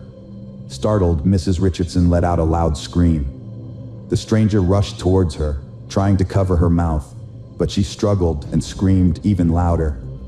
Frustrated, he stepped back, pulled out a knife, and stabbed her repeatedly in the chest. Hearing his wife's screams, Mark rushed downstairs, grabbing a screwdriver he had left on the floor earlier that day while fixing an outlet. When he entered the basement, he was met with a horrific scene. His wife lying in a pool of blood, with the attacker standing next to her. Mark immediately attacked the intruder, but was stabbed in the stomach. As the pain subsided and his eyes began to close, Mark quietly asked why. The attacker replied that it was because his daughter had wished it. Meanwhile, upstairs, Tyler was the only one left. He sat frozen on his bed in his pajamas, too scared to move. He heard the footsteps getting closer and closer until the bedroom door creaked open. Jasmine was thrilled that her parents believed she was remorseful, which allowed them to communicate again. She emailed Jeremy as soon as she got internet, telling him that it started with her parents gone and ended with them together. During therapy, a dark plan formed and solidified over time. Stinka found it tempting but insisted on creativity and attention to detail. The couple knew they couldn't be together while the Richardsons were alive. Later, Jasmine's friends remembered how frequently she talked about her parents, specifically how much she was annoyed by them. As a result, they believed she wanted to kill them. However, no one took Jasmine's words seriously. On Saturday, April 22, 2006, Garrett went to his friend Tyler's house across the street. He wanted to play, and the weather was nice despite being quite chilly, as it was still spring that year. When Garrett approached the house, he noticed the blinds were still closed, and no one answered his knock on the door. This was unusual, as the Richardsons' car was parked in the driveway. Hoping to see someone, the curious child peeked into the living room window but saw no one. Then, Garrett decided to walk around to the back of the house, where he often played with Tyler in the basement. Peeking through the window, he saw something strange and disturbing on the floor, what appeared to be two people lying in a pool of blood. He informed his mother, who was initially skeptical.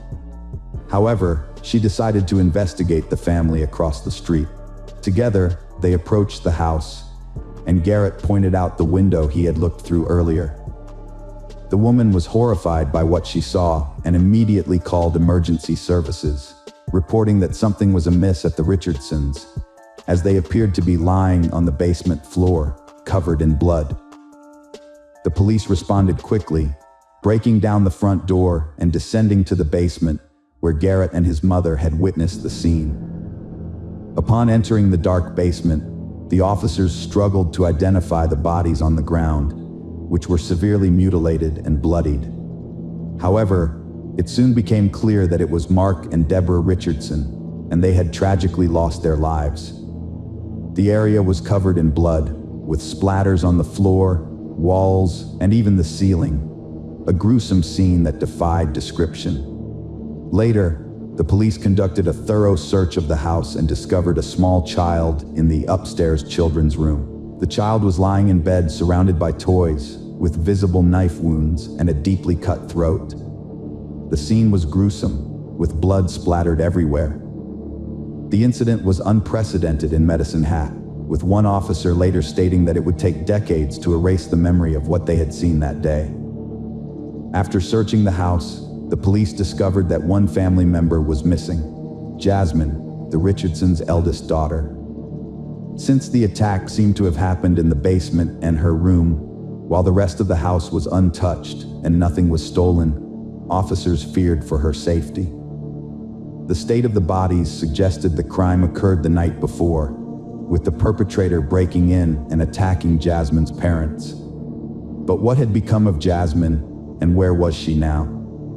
The police developed various theories, hoping that by chance, the girl might be safe somewhere outside the home, or that the perpetrator had kidnapped her and was holding her captive.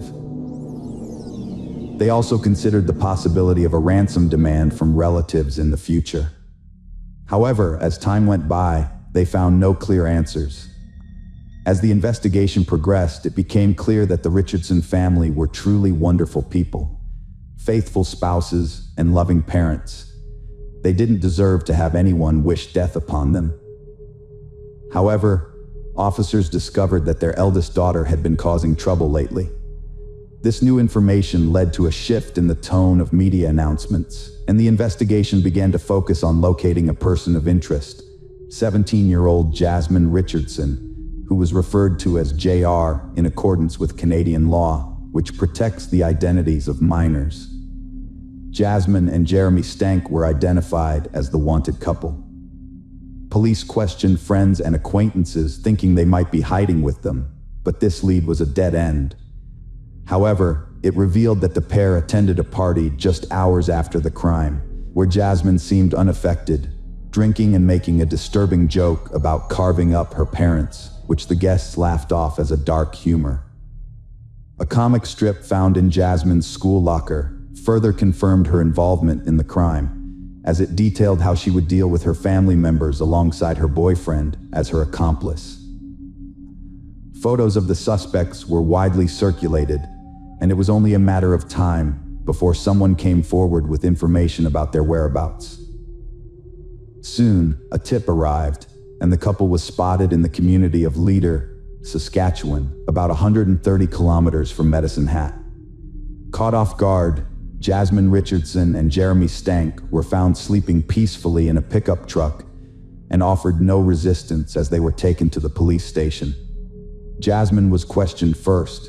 She said she loved Stinka, and he felt the same, but their age and social differences were a problem. She claimed the Richardsons wouldn't have approved of their relationship. Jeremy, she said, killed her parents to be with her. When asked if she was involved, Jasmine denied it, saying she was out when it happened and only learned about it later. She accepted it because she loved Jeremy and ran away with him. Detectives struggled to crack the suspects, so they used a clever tactic. They planted an informant in Jeremy's cell, who got him to spill details contradicting Jasmine's alibi. Jeremy confessed the murder plot was Jasmine's idea, and he only agreed after they took away her computer. He revealed he killed Deborah and Mark, while Jasmine killed her brother, and even begged him to kill Tyler too. After confessing, Miss Richardson was confronted with the recording and admitted to stabbing her brother out of mercy. She conceived the plan, confirmed by thousands of messages. Jasmine supported Jeremy's dark tastes, feeling alienated from society. Fearing loss, he helped realize the idea. He desired violent revenge, inspired by natural-born killers. With sufficient evidence, the suspects were charged with 3 counts of homicide. The detectives constructed a clear picture of the crime by piecing together the confessions of the accused, witness testimony, and other case evidence. Prior to the crime, Jeremy was intoxicated. Jasmine led him into the house and led him to the basement, where he attacked her mother, Deborah. Deborah was the first to die, suffering 12 stab wounds across her body, with the deepest wound piercing her chest and reaching 12 centimeters deep, ultimately striking her heart. Enraged, Jeremy continued his brutal assault on Mark, inflicting 24 wounds, 9 of which were in the back. Like his wife, the family patriarch bled out on the basement floor. Tyler Richardson, Jasmine's younger brother, was the last to die. While Jeremy was dealing with the parents downstairs, Jasmine inflicted 5 stab wounds on Tyler upstairs. After Jeremy finished with the parents, he went upstairs to assist his girlfriend with the child, callously slashing Tyler's throat as if carving a pumpkin. After washing off the blood at home, Jeremy met Jasmine at a predetermined restaurant where they discussed the night's events. From there, they attended a party. Casey Lancaster, a friend of Jeremy's, helped them eliminate evidence and escape to Saskatchewan. The atrocities they committed are almost indescribable. The couple embarked on their killing spree with an unnerving sense of calm, as if driven by some supernatural force.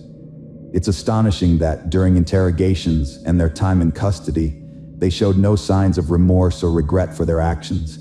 While in detention, they exchanged letters, referring to themselves as legends and immortals. In one letter, Jeremy proposed to Jasmine, who happily accepted. However, their crazed love suddenly began to deteriorate, much like last year's snow. During the trial, they abruptly shifted the blame onto each other. In June 2007, Jasmine Richardson became the first of the two to face trial. She entered a not guilty plea, arguing that she was in a trance-like state, unable to intervene while Jeremy killed her family members. Additionally, she claimed that she only inflicted injuries on her younger brother, and it was Jeremy who dealt the fatal blow.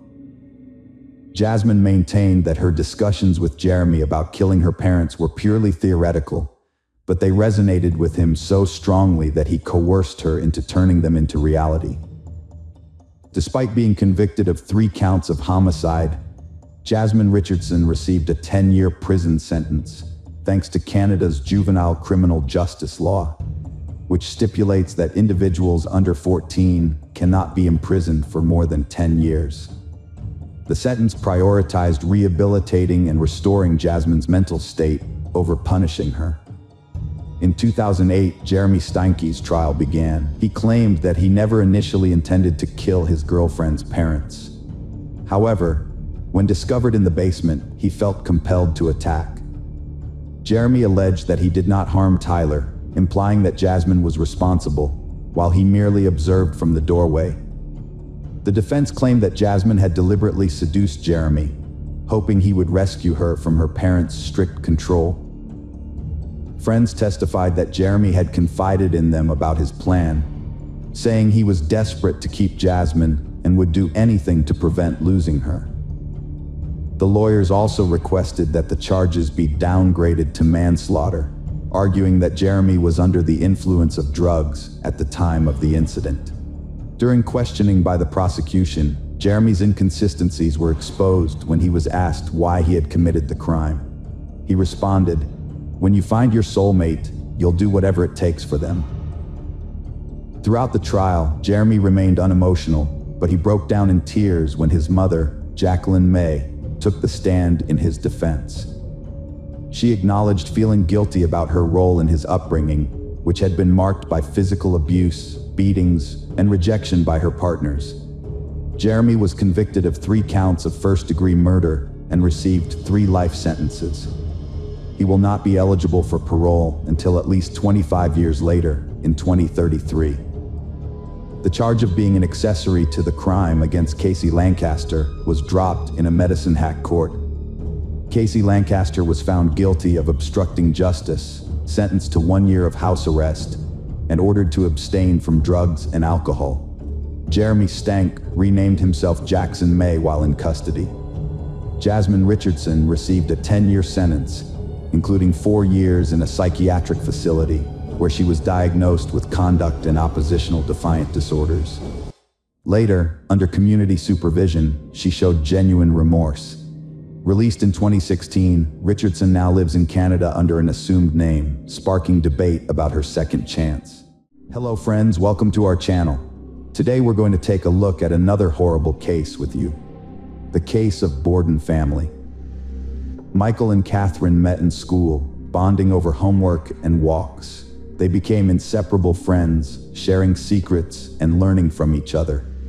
Their friendship blossomed into romance, and Michael eventually asked Catherine on a date, declaring his love. They got married in a beautiful ceremony, vowing to love each other through life's ups and downs. After 10 years, the Borden family moved to Lititz, Pennsylvania, a peaceful town founded by the Moravian Church in 1756. The town's faithful residents, including Amish families, sought refuge from modern chaos, living simply and avoiding modern tech. The devout Bordens chose Lititz for its ideal setting to raise children, surrounded by calm and serenity. Michael was an active member of the local church community, where he taught Sunday school lessons. His wife Catherine managed the household and supported him in his community work. While he focused on spiritual growth, Michael also worked as a manager at a printing company to provide for their everyday needs. Over time, they had 5 children, 3 boys and 2 girls. Large families like theirs were common in Lititz, where parents hoped to protect their children from the outside world's hardships and dangers. Regular church attendance, youth groups, and homeschooling were a big part of family life. Interactions between families were mostly limited to religious gatherings and celebrations. Michael and his wife built a peaceful home life, raising their kids in faith and discipline. When their eldest sons left for university, the 3 younger kids continued homeschooling, pleasing their parents.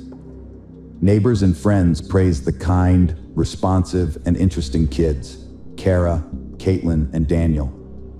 Kara, the eldest daughter, challenged traditional values in her teens.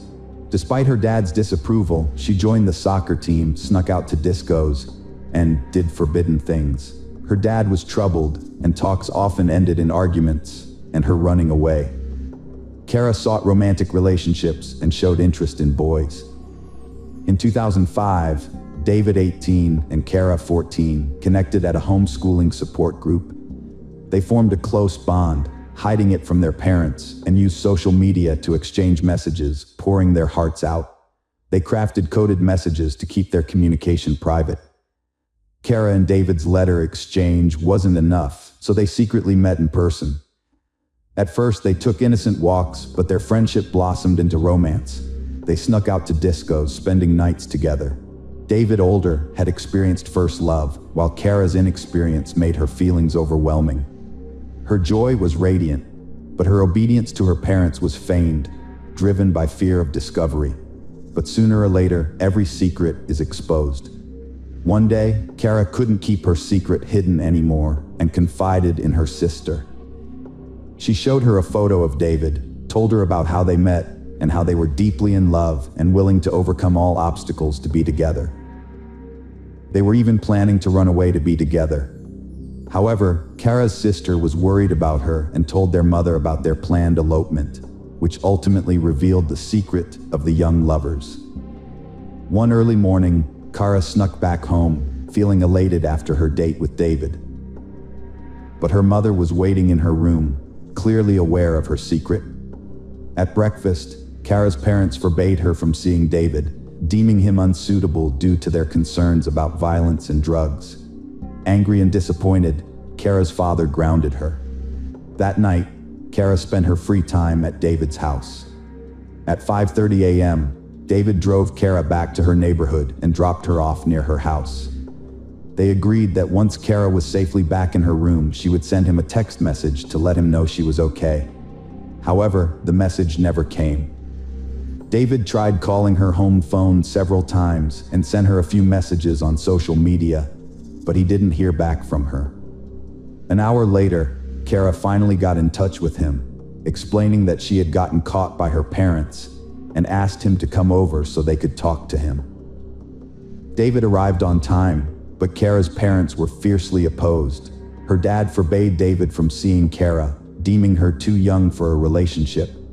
David's declarations of love fell flat, with her dad threatening to call the police if he saw them together again.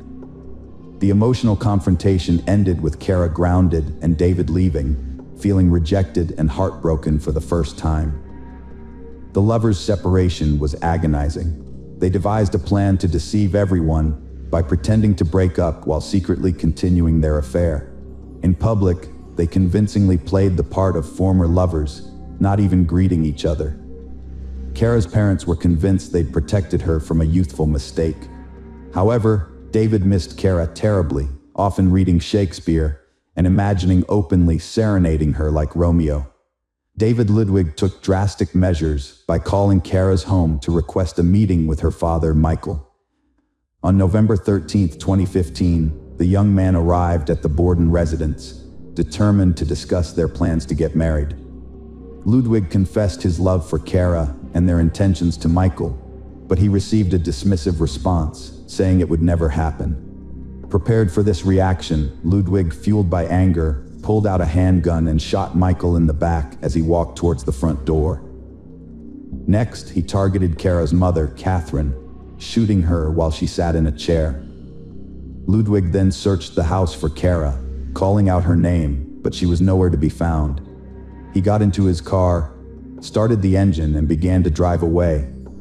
That's when he spotted Kara running down the road towards him. She got into the car, expressing her desire to escape and start a new life with David. They fled the city in David's red car, leaving the chaos behind. Kara Borden was missing for 24 hours after her parents, Michael and Catherine Borden, were found dead. Investigators reviewed surveillance footage, which led them to track the teenagers. The footage also showed that Kara didn't resist and had willingly gone with David Ludwig. As a result, the charges against Ludwig for abducting Kara were dropped. Alerts were issued to police across the East, including in Pennsylvania and Indiana, as the couple was spotted heading west in a red Volkswagen Jetta. On Monday morning, authorities received a tip about a vehicle matching the description parked near a truck stop outside Fort Wayne. Police rushed to the area, but the car was already gone. State police were alerted, and they spotted the car around noon on Interstate 70 in Belleville. David Ludwig got onto the interstate, leading police on a high-speed chase at 90 to 95 miles per hour on a two-lane highway. According to State Trooper David Couch, who was involved in the pursuit, Ludwig drove extremely recklessly and dangerously, causing multiple accidents, much like in an action movie. The district attorney announced that, despite the initial kidnapping charge being dropped, they would still face charges for the brutal murder of Michael and Catherine Borden. David Ludwig and Kara Beth Borden went on the run following the tragic incident, evading authorities for approximately 28 hours before being apprehended in Indiana. While Kara Beth was not charged with any crime, David Ludwig was detained without bail, facing charges of murder and abduction. In the aftermath, Kara was taken in by relatives and church members for care. David Ludwig was arrested on November 14, 2005, following a high-speed chase that ended with his vehicle crashing into a tree. He was charged with the murder of the Bordens, a crime allegedly committed after a prolonged dispute. Ludwig confessed to 2 counts of intentional harm, stating that he had deliberately intended to shoot the Bordens if they got in his way, and that he did so. During a search of his vehicle after his arrest, no weapons were found. However, when the police searched his home, they discovered an arsenal of 54 firearms, which belonged to his father, a hunter who had taught Ludwig how to handle weapons. The police also found an 18-minute video on a laptop in his home, which showed Ludwig discussing plans to invade another family's home, armed with weapons. The plan was abandoned due to the presence of too many cars. Although the police declared Kara Borden a victim in the case, Ludwig claimed that surveillance footage from various stores along their route would prove that she was not abducted. He did not resist extradition to Pennsylvania, and a judge ordered him held without bail. Ludwig was not represented by an attorney during the charge presentation, and a preliminary hearing was set for November 23rd. The trial of Ludwig, who was responsible for the deaths of 2 adults in front of their children, was brief, as detailed in court documents. Caitlin, Kara's 13-year-old sister, told investigators that her parents were killed after arguing with David Ludwig for about an hour. According to Caitlin, Ludwig shot her father, and she then ran to the bathroom where she heard a second shot, which likely killed her mother. Afterwards, Ludwig ran through the house, calling out to Kara. In June 2006, David Ludwig agreed to a plea deal with District Attorney Donald R. Totoro, who had originally sought the death penalty. As a result, Ludwig pleaded guilty to 2 counts of first-degree murder, among other charges, and was immediately sentenced to 2 consecutive life sentences of 9.5 to 19 years. He was also ordered to pay $125,000 in restitution. Since 2006, Kara Borden has been under guardianship, represented by legal counsel. In November 2005, it was reported that the charge of abduction against David G. Ludwig was dropped. The court concluded that Kara had voluntarily left with Ludwig, as supported by written statements. Ludwig's lawyer claimed that Kara had accompanied David voluntarily during their journey through 3 states, and surveillance footage showed that she had multiple opportunities to escape. Kara herself admitted that she had run after Ludwig as he left her house.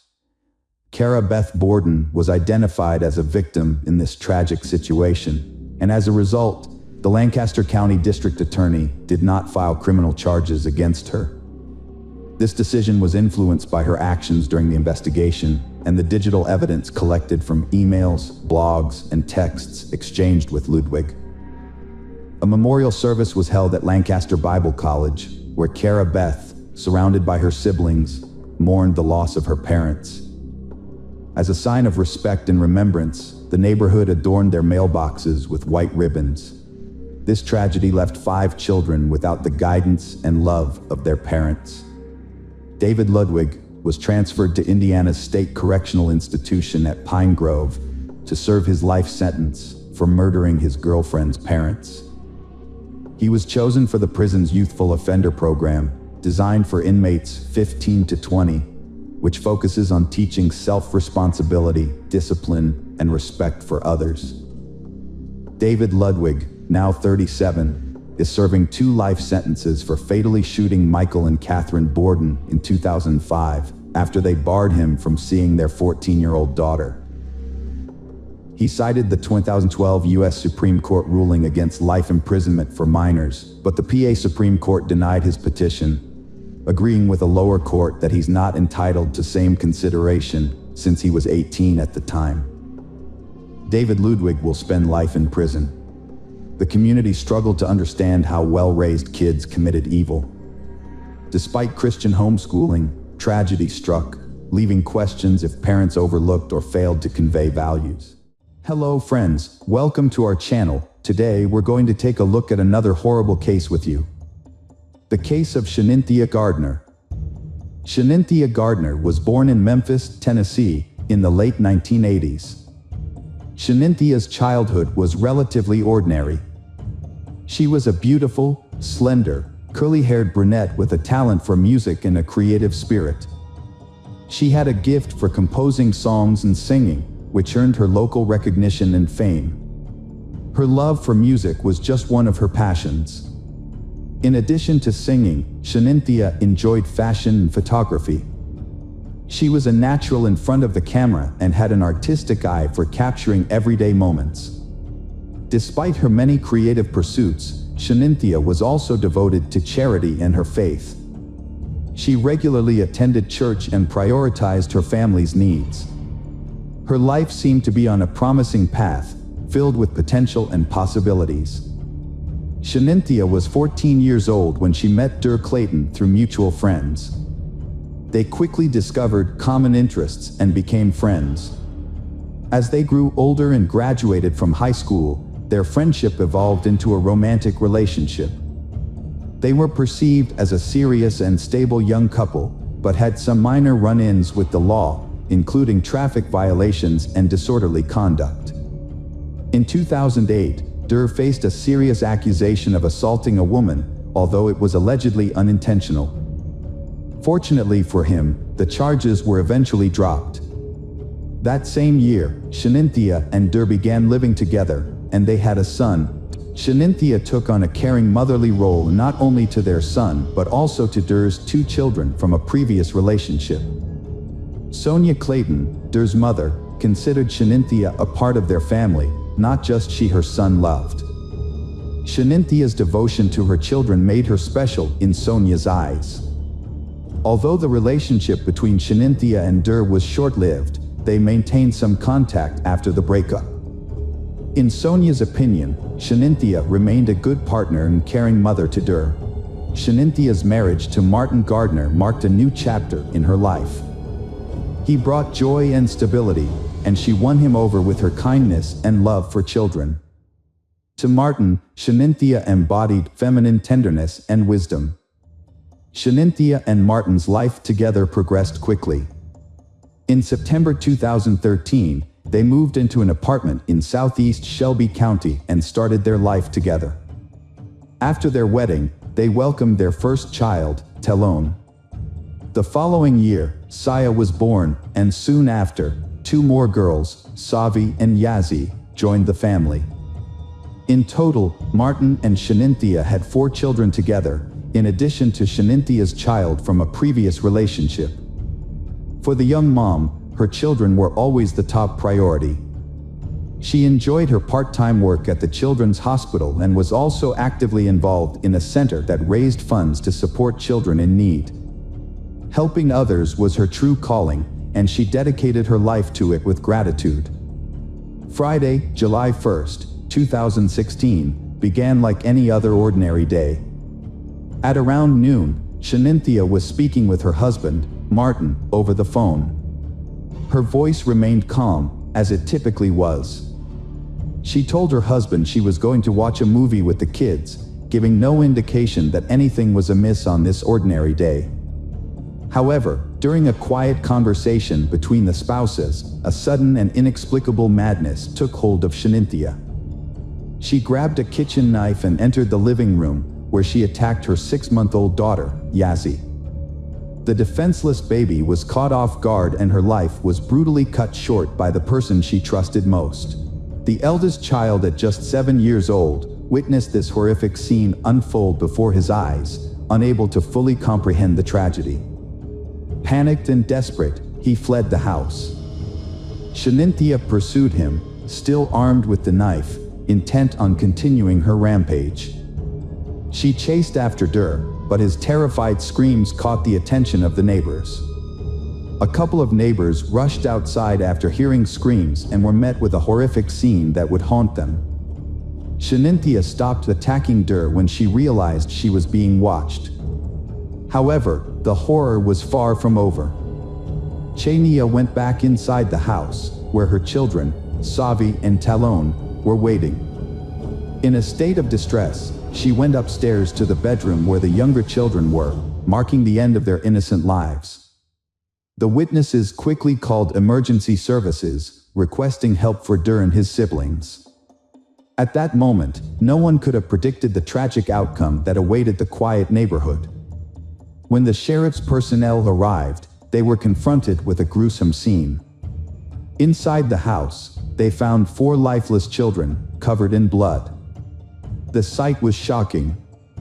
Shanintya calmly called her husband, Martin, and confessed to killing their children. The house was now filled with blood and horror. The investigators had obtained a bloody knife. Chaplains and specialists were called in to provide support to Dur, who had endured unimaginable trauma and required immediate attention. The sheriff's department launched a major operation, cordoning off the apartment complex, including the golf area and country club. Shanintya was taken into custody without bail, and her trial was swiftly scheduled for July 5th. Despite the heinous nature of her crimes, Shanintya was still a mother and partner, someone who had once nurtured love, care, and joy.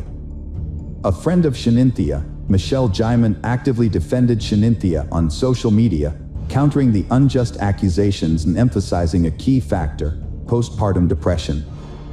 The case sparked discussions, with Dr. Joel Rissman, a psychiatrist at the University of Tennessee Medical Center, noting that mothers killing their children is rare and often linked to mental health problems. Dr. Rissman also highlighted the state's insufficient mental health funding, which frequently leaves families without vital support.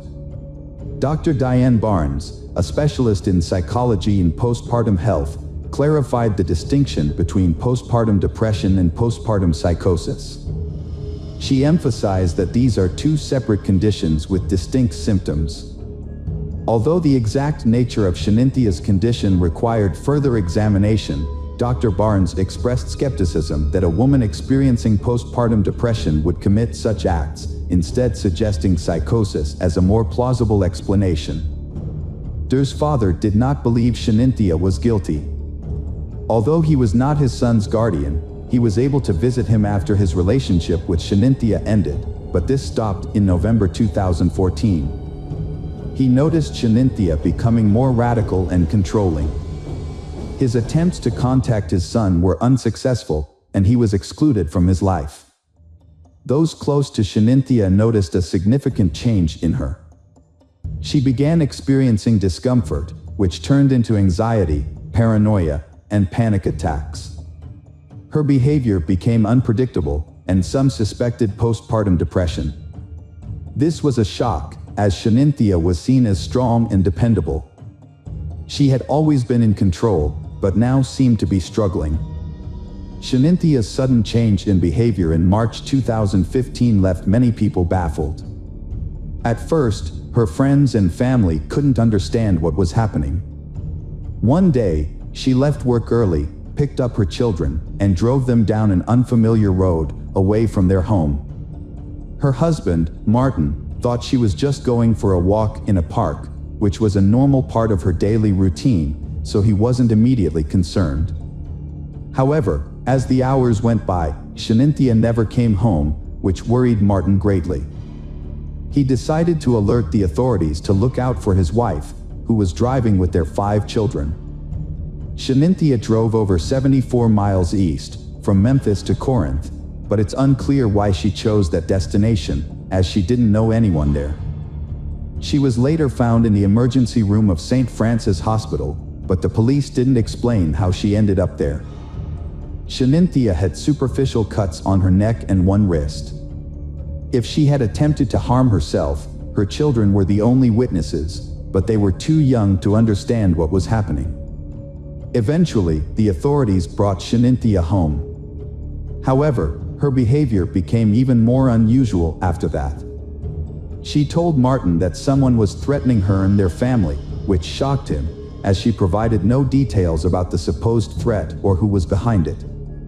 There had been no previous incidents of this kind.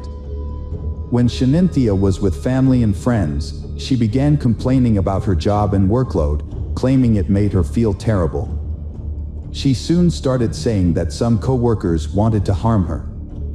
Despite these strange claims, Shanynthia showed no signs of being violent or abusive towards her children or others.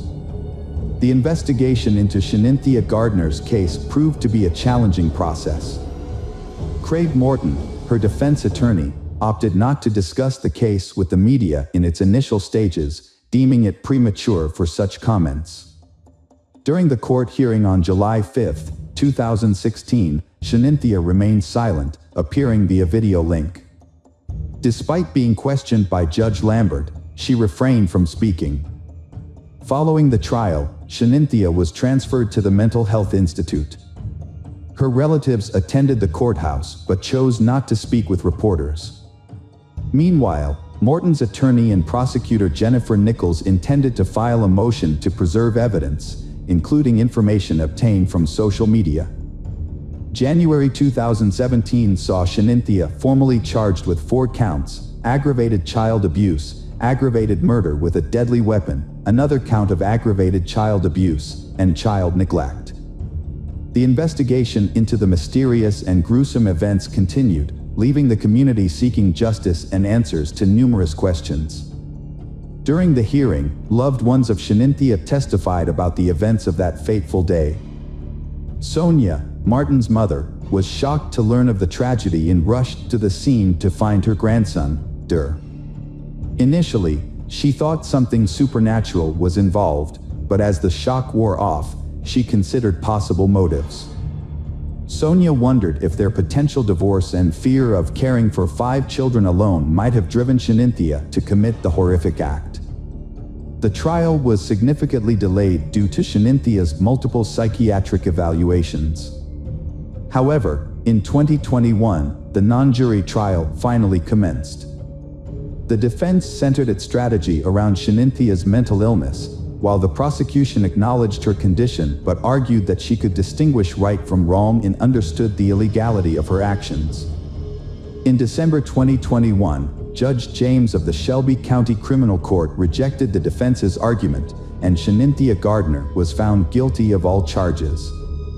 2 months later, Shanynthia, 34, appeared in court for sentencing, accompanied by her husband Martin. Judge James sentenced her to life in prison for each murder count, plus 15 years for each count of child abuse and neglect. Shanynthia can apply for parole only after serving 51 years. Considering the 5 years she spent in prison before sentencing, she will be eligible for parole in approximately 46 years, at the age of 80. After the sentencing, the prosecutor expressed agreement with the decision, citing that it aligned with their goal of achieving justice for Martin and his children. Upon hearing the verdict, Martin felt a sense of relief knowing that Shanynthia would no longer be able to harm any more children. An evening vigil was held at the apartment complex where the family lived, attended by neighbors, family members, and law enforcement officers. The gathering was a tribute to the innocent victims, with attendees holding red and white candles and offering prayers for the departed souls. The Reverend Pastor of the Baptist Church emphasized that the vigil marked the beginning of the community's healing process. He noted that those present were united in their desire to support the surviving baby and his father during this challenging time.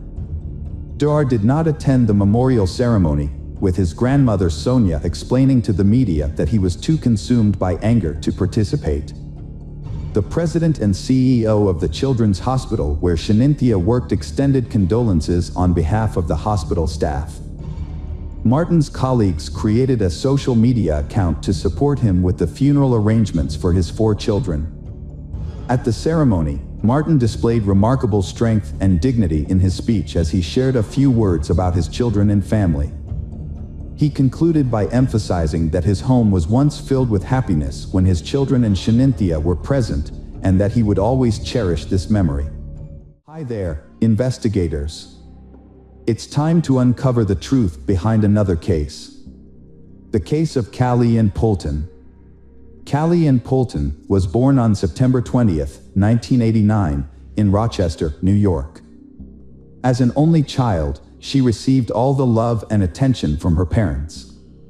However, when Callie turned 3, her parents decided to divorce, and she stayed with her mother, Judy. Despite the divorce, Callie's father maintained a good relationship with Judy and regularly visited his daughter. After the divorce, Judy moved to a quiet suburban apartment complex in Rochester. Although Callie's father helped with childcare, Judy faced financial difficulties. To make ends meet, she took on a part-time job delivering magazines to her neighbors. Her goal was to save enough money to take Callie on a trip to Disney World the following summer. On the evening of May 23, 1994, Judy was preparing for her delivery shift. She was at home, inserting leaflets into the magazines, when Callie asked to go for a walk. It was an evening, and Callie wanted to ride her tricycle. Judy checked outside and saw other children playing in the yard, so she allowed Callie to go out for a short time, instructing her to stay within the yard. Callie ran outside with her tricycle, and Judy planned to finish preparing the magazines and then take Callie to McDonald's after completing her delivery route. Judy stepped outside with the magazines, intending to call out to her daughter Callie, but Callie was nowhere to be seen. Judy looked around the yard, called out her daughter's name, but there was no response. She searched the yard and then the surrounding complex grounds, but Callie was gone. Usually, when Callie rode her tricycle, the creaking of its wheels was noticeable, but now there was silence. As Judy's panic grew, she began to cry out for her daughter, drawing the attention of the neighbors. They joined her in searching for Callie, but no one had seen Callie. The complex was heavily wooded, and a fence separated the houses from the nearby highway, making it unlikely that Callie could have wandered off on her own. Judy knew that Callie was only allowed to ride her tricycle in their yard, and Callie had always obeyed her mother before. It was also unlikely that Callie could have gone far on her small bike without being seen. With each passing minute, Judy's fears grew, and she decided to call the police. The officers arrived quickly and began a thorough search of the complex. As the search continued, officers went door to door, asking if anyone had seen Callie. Police suspected that Callie was still in the complex, and they believed the suspect was likely a resident of the complex. It would have been difficult for an outsider to get inside, kidnap Callie, and drive away without being noticed. To assist in the search, residents of the 300-apartment complex voluntarily allowed police to enter their homes. In case there was no one in the house, the complex manager used the spare key to search. Unfortunately, searching each apartment yielded no results. Callie and her bike were not found. After an all-night search, the case was reclassified as a kidnapping at around 4 a.m. A specialist unit took over the case, and detectives questioned Judy about possible enemies. They asked Judy if Callie's father was involved, but Judy ruled this out and said he had no motive. Detectives also asked if Judy had noticed anyone suspicious among the residents. She mentioned Mark, a 22-year-old man who had just moved in with his wife and young son. Judy noticed Mark's behavior was unusual. Judy and Mark spoke briefly a few times, and during one conversation, Mark commented that Callie was beautiful. Although Judy had heard similar comments from others, Mark's tone made her uncomfortable. What really caught her attention, however, was when Mark added that he had spied on all the little girls in the complex and that Callie was the most beautiful. Judy became increasingly wary of Mark after their conversations, and she made an effort to limit her interactions with him, even though they still occasionally crossed paths in the yard. One conversation in particular raised her suspicions. Mark asked Judy if Callie would tell Judy if someone tried to touch her. Judy found this question alarming and quickly ended the conversation. As a result, she no longer allowed Callie to play with Mark's son, even when she was present. During her conversation with detectives, Judy recalled a detail that had previously seemed insignificant. When she was searching for Callie, she had asked Mark if he had seen Callie, and he claimed he did. Judy also noticed that Mark's sneakers were missing their laces, but at the time, she was too worried about Callie to think much of it. The detectives brought Mark in for questioning, and he denied any involvement in Callie's disappearance. He even agreed to take a polygraph test, which he passed. However, Judy's own account provided Mark with an alibi, as she had seen him on the playground with his son at the time she was searching for Callie. The police also searched Mark's apartment but found no sign of Callie or her bicycle. As a result, Mark was no longer considered a suspect, and the investigation continued without any leads. The police investigation into Callie's disappearance began by questioning her mother, Judy, as a standard procedure. Judy cooperated fully, answering all their questions, but she found it distressing that the police were focusing so much on her when they had no other leads. As the search for Callie continued, the case received widespread attention, with news reports, billboards, and flyers throughout the city. The police received over 1,000 of tips, but unfortunately, each one led to a dead end, and the case remained unsolved for months. Despite the lack of progress, Judy remained hopeful that her daughter would be found alive. She quit her job to devote all her time to the search, printing and posting flyers, contacting media outlets, and working tirelessly to keep the case in the public eye. With the help of some compassionate supporters, she was able to raise $100,000 as a reward for any useful information. Judy's efforts led to national television coverage, including appearances on The Oprah Winfrey Show and a popular TV show about unsolved crimes. Judy also partnered with local businesses to distribute flyers in their offices, establishments, and on commercial vehicles. She even convinced 2 airlines to include the flyers in ticket envelopes. Although these efforts generated new leads, the police were unable to make any significant progress in solving the case. The turning point in the case occurred when a woman called the police on August 9, 1996 to report a serious argument with her husband. She was tired of his strange behavior and wanted a divorce. In an attempt to persuade her to stay, the husband confessed to a shocking crime: he had killed Callie. The woman was stunned and immediately called 911 and revealed her husband's identity to the police. The husband's name is none other than Mark Christie, Judy's neighbor. However, the detectives faced a significant obstacle. Under state law, any information shared between spouses was protected and inadmissible in court. This meant that even if Mark's confession was true, the police couldn't use it as evidence to arrest or question him. Furthermore, Mark had been in his yard with his child shortly after Callie's disappearance, and his apartment had been searched early in the investigation, making it unlikely that he had the opportunity to kidnap and kill her. The detective in charge of the case, Detective Crow, decided to talk to Mark after hearing his wife's story. Mark and his family had moved out of the complex just weeks after Callie went missing due to serious allegations. Mark had been accused by the 2 girls' parents of standing naked in front of his house, which made the detective suspicious.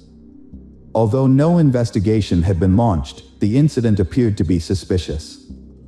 Crow traveled to Mark's new home, 50 miles from Rochester, but encountered resistance. Mark's mother opened the door and said her son would not talk to the police without an attorney present. Mark learned about his wife calling the police and contacted a lawyer. This meant that the police could not use Mark's confession to his wife as evidence, and his lawyer could prevent any questioning. Despite this, Crow persisted. While talking to Mark's mother, Mark appeared and Crow persuaded him to answer some questions about Callie's case. Crow suggested they discuss the matter over coffee at a nearby restaurant. Mark agreed to Crow's surprise, but only on the condition that Crow would then take him to see his lawyer. Crow and Mark stopped at a nearby Italian restaurant. Crow tried to engage in the conversation normally, avoiding any pressure or tense questions. This approach seemed to work as Mark began to open up more while they waited for their food. Mark expressed deep remorse for his actions towards Callie and explained that her image had haunted him for the past 2 years, constantly appearing on news reports and flyers. Crow tried not to scare Mark. Crow had spoken to Mark before in the early stages of the investigation. But this new conversation felt different. Crow believed that Mark was feeling proud of having avoided capture, so Crow decided to appeal to Mark's ego. Crow told Mark that Mark was actually smarter than the entire investigation team, and Mark responded by saying that he didn't want to sound boastful, but his method of handling the bike was actually very smart. Mark offered to share details about how he got rid of the bike, but only on the condition that Mark wouldn't discuss anything else. Crow maintained a friendly and non-threatening tone, reassuring Mark that he was in control of the conversation and could share as much or as little as he wanted. Mark said that Callie's tricycle had been in his apartment 3 days after she went missing.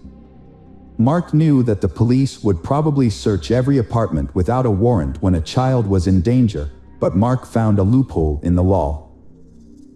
Although police could search for a missing child, they were not allowed to search for physical evidence. This meant they could only test spaces that were large enough for a child to fit. To hide the bike, Mark decided to disassemble it and hide the bike's parts in small and hard-to-reach areas of his apartment. He wrapped some parts in clothes and put them in the closet, and put other parts in small bags and took them out to the car. He then dumped the pieces in various locations far from home. Meanwhile, the police were stationed at the exit of the complex, checking each car, but since they were only looking for Callie, the small bags containing the bike parts did not arouse any suspicions. Detective Crow saw an opportunity to get a full confession from Mark.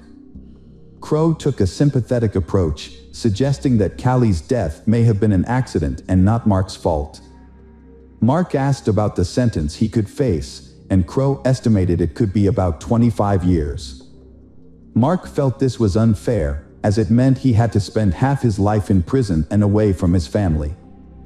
He also mentioned that he had lived with guilt for 2 years, implying that this should be taken into account when sentencing. Despite Mark's questionable logic, Crow continued to encourage Mark to confess, suggesting it would bring him relief. Mark agreed to tell the truth, but only after consulting with a lawyer. Crow knew that Mark's lawyer would advise Mark against confessing to a crime without solid evidence. So, Crow decided to be straightforward with Mark, explaining that if he didn't tell the truth, Callie's parents would never know what happened to their daughter. Mark responded by saying that Callie hadn't suffered. Crow senses that Mark was confessing and encourages him to do the right thing. Mark looked at Crow and finally admitted to his actions. He repeated that Callie hadn't suffered, and Mark confessed to strangling her with his bare hands. He then added that he hadn't done anything else to her. Mark recounted the events of that evening, explaining that Callie had come to his apartment and asked to play with his 1.5-year-old son. Mark let her in and took her bike to the kitchen. Aware that Callie's mother wouldn't approve of her visiting, Mark let Callie go upstairs to play with the child without drawing Judy's attention to the situation. However, when Mark heard Judy calling out for her daughter in the yard about 10 minutes later, he panicked. He knew that Judy would be furious if she discovered that he had let Callie into his house without permission. In a moment of desperation, Mark went upstairs to the children's room and strangled Callie with his bare hands. Detective Crow was skeptical about certain aspects of Mark's story from the start. It seemed more plausible that Mark had lured Callie into his apartment under false pretenses, taking advantage of his wife's absence at work.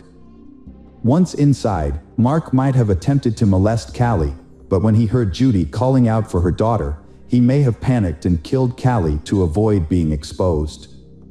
Crow recalled that Judy had seen Mark wearing sneakers without laces, which suggested that he had used them to strangle Callie. This detail implied premeditation, contradicting Mark's claim that the crime was spontaneous. To avoid raising Mark's suspicions, Crow decided to continue listening to his story. Mark claimed that after the murder, he left Callie's body in the kitchen and took his son outside to establish an alibi. He deliberately allowed Judy to see him in the playground, hoping to deflect any suspicion. Once Judy began searching the complex, Mark returned home and hid Callie's body in a laundry basket, covering it with clothes. A short time later, he placed the basket in the trunk of his car. Mark confessed that the chaos of the search, with many people looking for Judy's daughter, allowed him to carry out these actions unnoticed. Mark took his son and drove to the building where he worked as a security guard. He parked near the back, left the basket with Callie's body by the door, and then entered the building through the main entrance, telling his co-workers he had forgotten something at work. His toll didn't raise any suspicions. So he made his way to the back door, which he opened from the inside, and retrieved the basket. Mark then climbed onto a large tank containing liquid coolant, opened the top, and dropped Callie's body into it after tying a heavy metal object to her. He got rid of Callie's clothes but left her earrings on. After disposing of the body, Mark returned home and joined the neighbors in searching for Callie. By doing so, he had already removed the body from the complex before the police became involved, and no one suspected anything. At the end of his confession, Mark expressed regret for killing Callie, stating it was a mistake.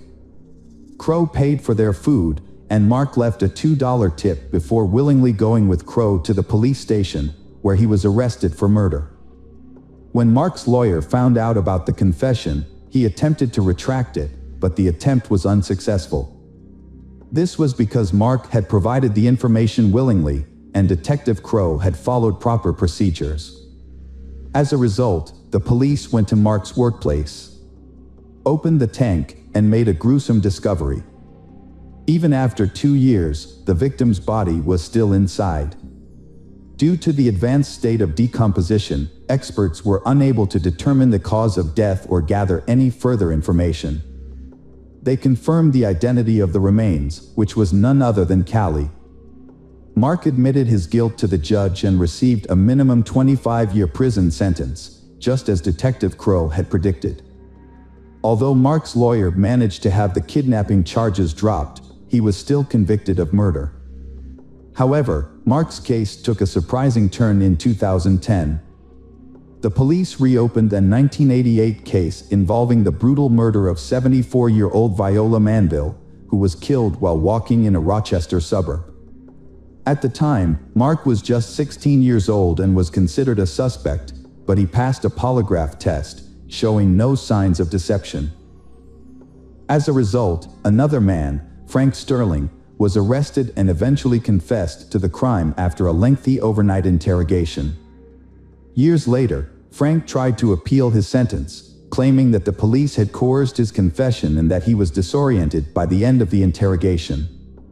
However, his appeals were unsuccessful until 2010, when the case was reopened and new evidence was sent to the lab. DNA analysis revealed the suspect's DNA matched not Frank's, but Mark Christie's. Mark, 39 at the time, admitted to murdering Viola in 2011 and received an additional 28 years in prison. Despite his confession, he showed no remorse and never revealed his motives for the crime.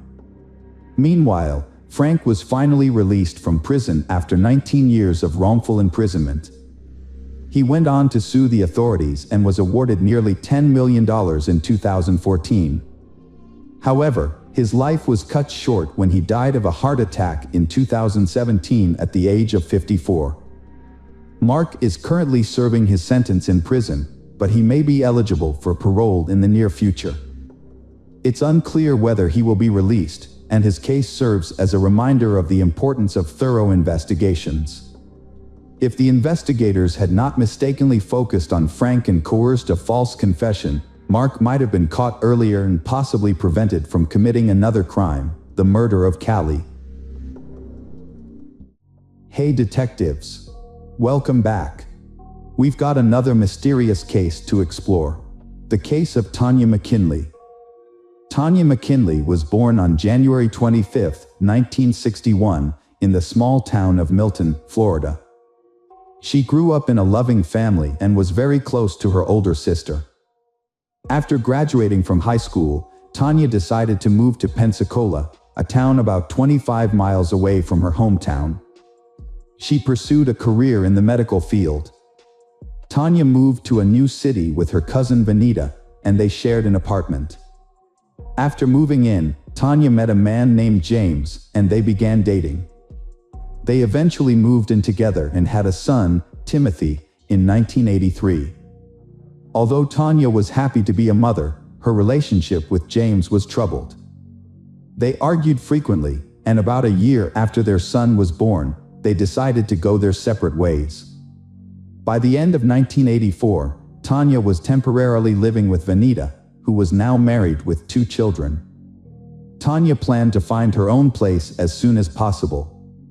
On New Year's Eve, Tanya, Vanita, and her husband decided to celebrate at a local bar.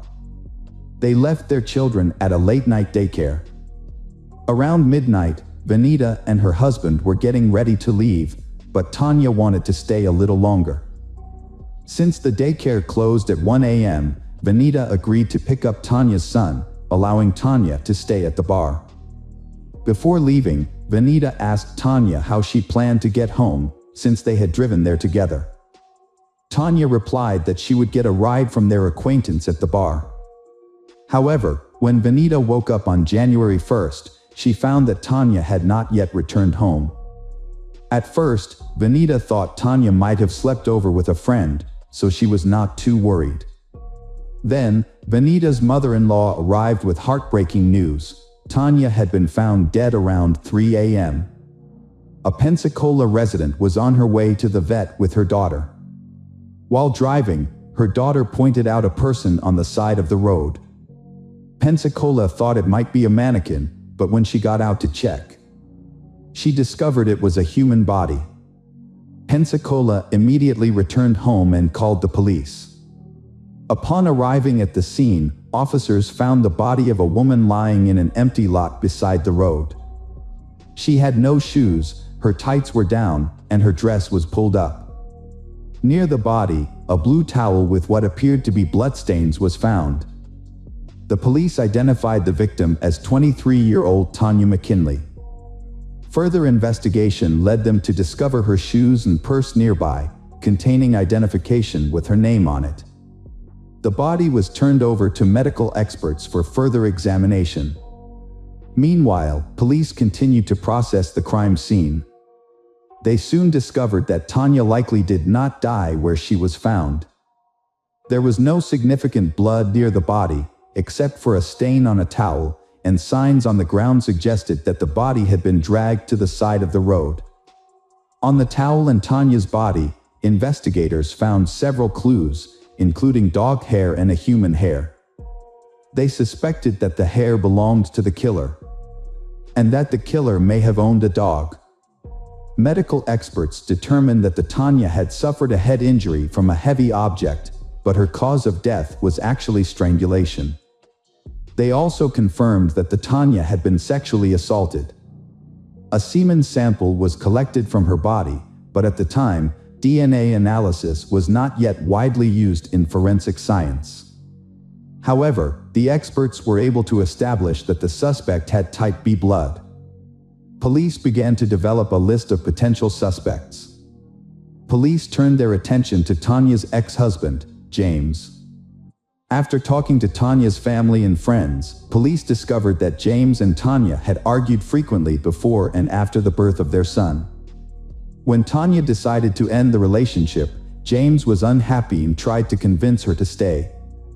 Police believe that James followed Tanya to the bar on New Year's Eve, leading to a confrontation that ended in murder. They brought James in for questioning, but he denied any involvement in the crime. He also agreed to provide hair samples for comparison. Although experts were unable to extract DNA from the samples, they were able to compare the hairs under a microscope. The results showed that James' hair was significantly different from the hair found on Tanya's body and the towel. As a result, the police temporarily ruled him out as a suspect. Police focused on everyone who was at the bar on New Year's Eve. They asked Vanita if she had noticed anyone acting strangely or aggressively toward Tanya, but she said the evening had gone off without incident. Police also discovered that after Tanya split from her ex-husband, she had started dating a man named Kurt, who was a bartender at the bar where she spent New Year's Eve. Kurt was working the night of the murder. When questioned, Kurt denied any involvement in the crime, claiming he had gone to a New Year's party with friends after his shift. The police reviewed all the testimony and concluded that Kurt had enough time to commit the crime. Based on numerous interviews with people at the bar, the police determined that Tanya was last seen alive at 1:15 a.m., but no one saw her leave. The police also spoke with local residents where the body was discovered. A family reported driving past the scene at around 2 a.m. and were certain that there was no body at that time. This meant that Tanya was killed about 1.5 hours after she was last seen alive. During this time, Kurt was unable to provide an alibi. He volunteered to take a lie detector test, but the results were inconclusive, and further investigation revealed that Kurt's blood type did not match the killer's blood type, as determined by a semen sample. As a result, Kurt was cleared of the crime. Unable to analyze DNA from the killer's semen, and with no witnesses or concrete evidence, police could only assume that the perpetrator likely lived in the area where the body was discovered. The case had been closed for years due to lack of concrete evidence. Timothy, who was only 18 months old when his mother died, was raised by his father and Tanya's family. Together, they kept the truth about his mother's death a secret. When Timothy was 14 years old, he was informed that his mother had died in a car accident. As Christmas approached that year, out of curiosity, he searched his father's closet for his present, and Timothy stumbled upon a shocking letter addressed to television host Montel Williams, written by his father himself. In a letter, Timothy's father wrote asking for help in solving the murder of Timothy's mother, Tanya. The letter included a detailed account of the crime, which was the first time Timothy learned of his mother's tragic fate. Years later, in the early 2000s, police reopened Tanya's case, hoping that advances in DNA technology might help identify the killer. Police sent all available evidence to a lab for analysis. Experts discovered that the blood on a blue towel near Tanya's body came from a man, not Tanya. They created a DNA profile of the unidentified man and uploaded it to the FBI database. But there were no matches. The case was put on hold until 2015, when it was reopened, 30 years after the murder. Through investigation, the police discovered from the FBI's archive database that a person had some similarities with the DNA found at Tanya's crime scene. However, the match was not strong. To investigate further, the police learned about the person's family background and even contacted his relatives for assistance. These relatives cooperated and provided DNA samples for comparison. Unfortunately, the DNA analysis showed that his family was not involved in Tanya's death, leaving the police with no new leads. In 2018, a journalist named Tony Adam became interested in Tanya's case. Tony contacted the police offering help, and the police became suspicious of his involvement. Tony joined the investigation despite having no background in criminal investigations. The police, who had made little progress in the case, hoped that Tony's involvement wouldn't hinder the investigation. In 2019, a year after Tony got involved, police decided to identify the killer's relatives. This time, they enlisted the help of Parabon, a genetic genealogy company, and expanded the search to include primarily the DNA of known criminals. Parabon expanded its search to public genetic databases, which were much larger in scope. Unlike DNA evidence collected from a crime scene, these databases contain DNA samples that people have voluntarily uploaded to find relatives. To find the killer, experts used a process of elimination, carefully analyzing the family trees of potential relatives to identify someone who matched their suspect's criteria.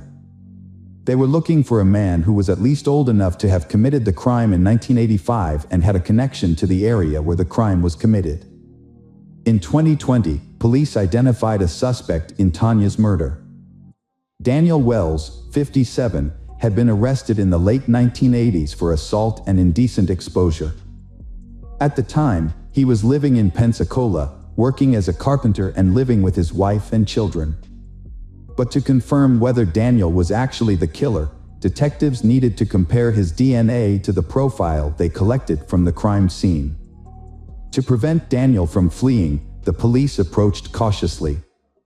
They kept watch, waiting for an opportunity to collect a DNA sample from him without arousing Daniel's suspicion. Daniel threw a cigarette butt out of the car window near his workplace. The police collected the cigarette butt and immediately sent it to the lab for analysis. Experts extracted DNA from the saliva on the filter and compared it to the DNA of the killer in the Tanya case. The results were a match. The police eventually identified Daniel as the culprit and arrested him the same day. Despite the DNA test results, the police still tried to get Daniel to confess. They arranged for a patrol officer to stop Daniel's car under the pretext of doing a routine ID check. Detectives then approached Daniel, informing him that he needed to accompany them to the station without providing any further explanation. By withholding information, they intentionally kept Daniel in suspense, allowing them to proceed with the investigation cautiously. The police approached Daniel, informing him that he needed to come with them to the police station without further explanation. During the investigation, the detectives slowly steered the conversation toward Tanya's murder, asking Daniel about his whereabouts on the night of the murder.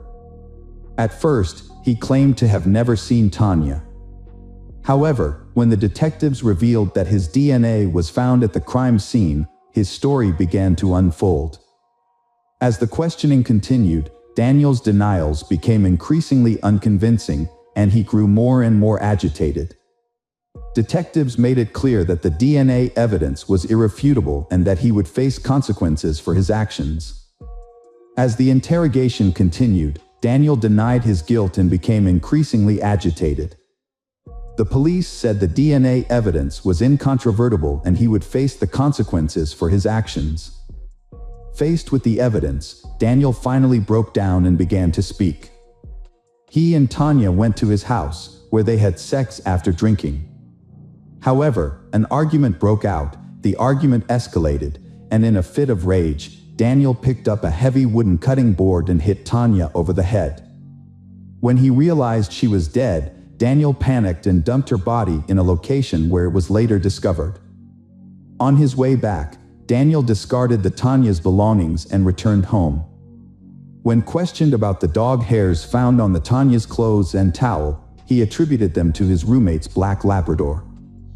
Contrary to Daniel's claim that Tanya died from a head injury, the medical evidence clearly showed that the cause of death was strangulation.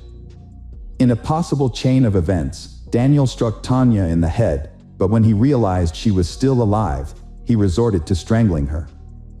The police gathered enough evidence to arrest him for murder.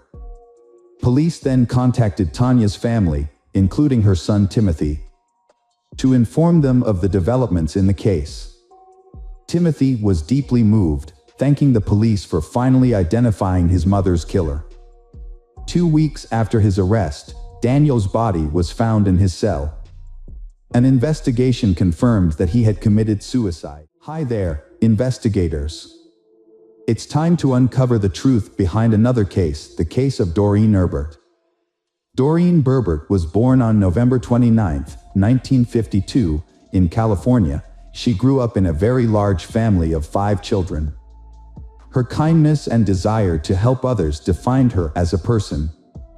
After college, she moved to San Francisco, where she worked as a physiotherapist. Doreen also nurtured a dream of creating her own large family. This aspiration became a reality when she met Michael Dennis, who worked near her clinic. They began dating, got married, and in 1976, their son Paul was born.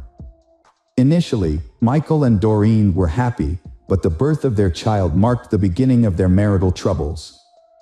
A year later, they decided to go their separate ways, with their son staying with Doreen and Michael receiving regular visitation rights. Doreen and her family were still able to maintain a fairly stable life despite the many hardships they faced. She met Charles, and they started dating, eventually getting married and settling in a quiet neighborhood in San Jose. They was thrilled when their daughter Diana was born in 1979. Charles was eager to be a father and was delighted to welcome Diana, raising her alongside Doreen's son from a previous relationship. Tragedy struck in February 1980, when disaster befell their young family. 4-year-old Paul slipped through the fence surrounding their backyard pool and fell into the water. Doreen, who was at home at the time, discovered what had happened too late. She immediately pulled Paul from the water and called for emergency services. Paul was rushed to the hospital and connected to life support, but after 10 agonizing days, the medical team concluded that he had no chance of recovery. The heartbreaking decision was made to disconnect Paul from life support. Doreen was heartbroken and consumed by guilt, despite the police investigation clearing her of any blame. However, with the help of her young daughter, she slowly began to heal. For years after the traumatic event, the family finally received some good news. After 2 previous miscarriages, Doreen became pregnant again, and this time, everything seemed to be going smoothly. They was expecting a baby boy, due to arrive in early November. Just days before Doreen's scheduled hospital visit, the family decided to participate in Halloween festivities. On the evening of October 31st, the neighborhood was filled with decorated homes, children trick-or-treating, and parents handing out candy. Diana, now 4 years old, was excited to join in and her parents agreed. Although Doreen was 9 months pregnant, she accompanied her daughter on the trick-or-treating adventure, while Charles stayed home to hand out candy to other children. Charles and his wife, Doreen, had returned home from taking their daughter trick-or-treating. Just before 9 p.m., noticing they were running low on candy, Charles decided to make a quick trip to the nearby store to restock. At around 8:50 p.m., he left the house, leaving his wife and daughter behind. 15 minutes later, he returned home to find the front door slightly ajar, which seemed suspicious. As he entered the house, he was met with a horrific scene. His wife, Doreen, lay on the floor in the corridor, surrounded by a large amount of blood and showed no signs of life. Charles immediately called 911. In the living room, he then found the body of their unborn child. Charles was in shock, struggling to comprehend what he was seeing. At first he wondered if Doreen had had a miscarriage, but he quickly realized that something much more serious had happened. Next to their unborn child lay Doreen's severed hand, making it clear to Charles that his family had been attacked. Fearing for his daughter's safety, he frantically searched for her. There was so much blood on the floor that he slipped and fell while running through the house. Eventually, he found his daughter hiding behind the sofa in the living room. She is still alive and unhurt. When paramedics arrived, they found Doreen's weak pulse and rushed her to the hospital. Tragically, Doreen did not survive and was pronounced dead in the ambulance.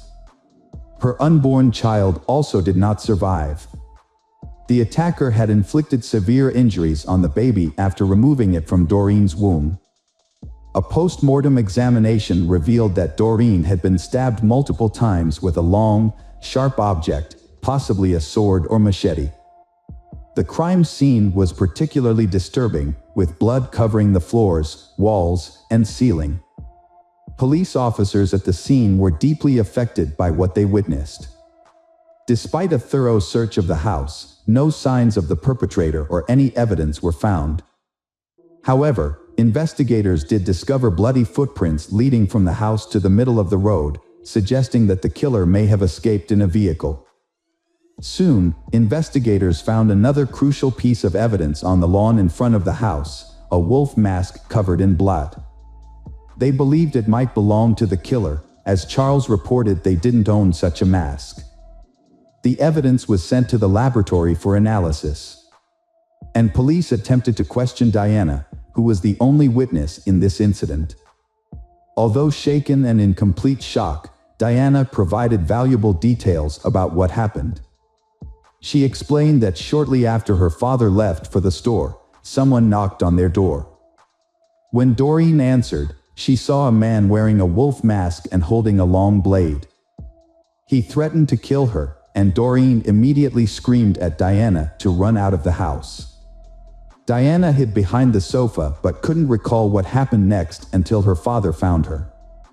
Initially, the police found it suspicious that the victim's husband, Charles, had left for the store just minutes before the killer arrived.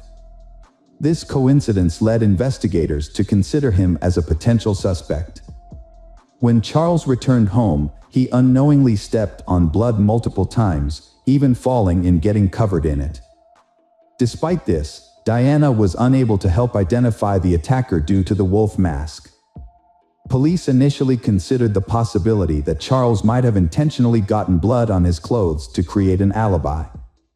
However, detectives quickly discovered several inconsistencies in this theory. Firstly, Charles's shoes did not match the bloody footprints found on the street. Secondly, the killer likely escaped in a car parked in front of the house, but no blood was found in Charles's vehicle, nor was a different pair of shoes discovered. To investigate further, police went to the store that Charles had visited that evening and spoke to the staff there. They confirmed that Charles had indeed purchased candy from him.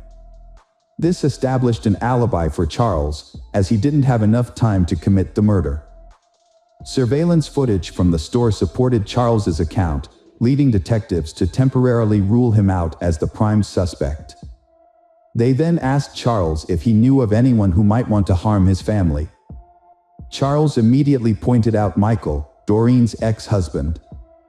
According to Charles, Michael's behavior changed dramatically after the death of their son, who had drowned in the pool.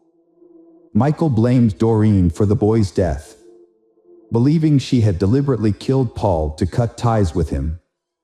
Michael filed a lawsuit against his ex-wife Doreen, holding her responsible for the death of Paul, but lost the case. Their marriage had been troubled even before their divorce. After the birth of their son, Michael's behavior became increasingly erratic, often withdrawing into depression and distancing himself from his family. Doreen suspected that Michael's childhood traumas were to blame. As a child, Michael had hearing problems and wore a bulky hearing aid, which earned him constant teasing from his peers. This led to him growing up as an introvert with few friends and a fear of interacting with women. Although his relationship with Doreen seemed to have helped him overcome these issues, they eventually resurfaced and contributed to their decision to divorce. When Doreen married Charles, Michael began to resent her, particularly for the fact that another man was raising his son. These feelings became even worse after Paul's death, made Michael hate his ex-wife even more. Michael has also been unemployed for a long time, which had a significant impact on him. After considering this information, the detectives decided to visit Michael's house to speak with him.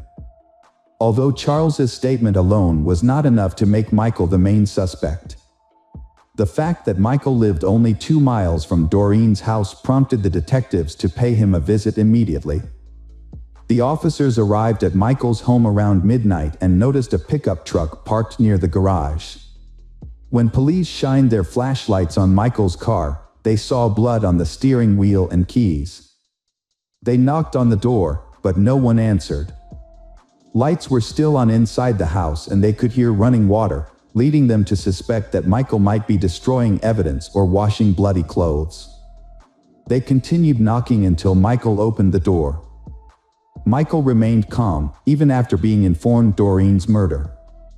Michael answered the officers' questions calmly and allowed them to enter his house without a warrant. He claimed that he had gone to the store earlier that day, returned home, and hadn't left since. He even agreed to sign a form allowing the police to search his home. However, as he reached for the pen to sign, officers noticed a deep cut on his right hand. Michael explained that he had accidentally cut himself while carving a pumpkin for Halloween, but the police were skeptical of his story. The wound was fresh, with blood still seeping out. As officers searched the house, Michael accompanied one of them upstairs to retrieve his ID. However, when Michael reached for the bed headboard, the officer intervened, sensing suspicious behavior. Why would Michael store his documents behind the bed? Curiosity led the police to conduct a deeper investigation. Upon approaching the bed, they spotted a holster attached to the headboard, containing a loaded gun. The officer confiscated the weapon and escorted Michael downstairs to the other officers. Meanwhile, the officers discovered a trail of blood droplets leading from the house to the garage. And they found a washing machine and a pile of clothes with bloodstains. This evidence is enough to arrest Michael. A thorough search of the house by detectives and forensic experts followed, seeking evidence that might link Michael to the murder. Although the blood analysis would take a few days, the police made some disturbing discoveries. They found an empty box for an 18-inch machete. Medical experts confirmed that the wounds from this knife matched the actual wounds found on Doreen's body. During the investigation, police found 2 makeshift coffins in Michael's house, leading them to believe that he was planning to harm his ex-wife, Doreen, and her husband. The presence of medical body bags at his home was also suspicious. As detectives pieced together the evidence, they went to a judge to request a warrant for Michael's arrest. However, due to a lack of concrete evidence, they were initially only able to hold him for a limited time. When the judge refused to issue an arrest warrant, citing insufficient circumstantial evidence to convict Michael, he was released from prison. But detectives eventually got vital information from the autopsy results. Experts discovered that the crime scene had blood from two individuals. One blood type was identified as Doreen's, and the other was Michael's. This evidence suggested that Michael had likely injured himself while attacking Doreen. With this new evidence, the judge quickly issued a warrant for Michael's arrest, charged him with the murder of Doreen and her unborn child. In addition, detectives discovered that Michael owned a wolf mask identical to the one found near Doreen's house the previous Halloween. Further inquiry revealed that Michael had worn the mask to a party, and a photograph of him wearing it was even obtained by police. To validate this, detectives searched Michael's home and found the same clothing he wore in the photo. To search for new clues to the case, the police interviewed Doreen's neighbors about the incidents that happened that night. Several children who were trick-or-treating reported seeing a man wearing a wolf mask standing across from Doreen's house, eyeing it intensely. This sighting occurred around 7 p.m., a full 2 hours before the murder.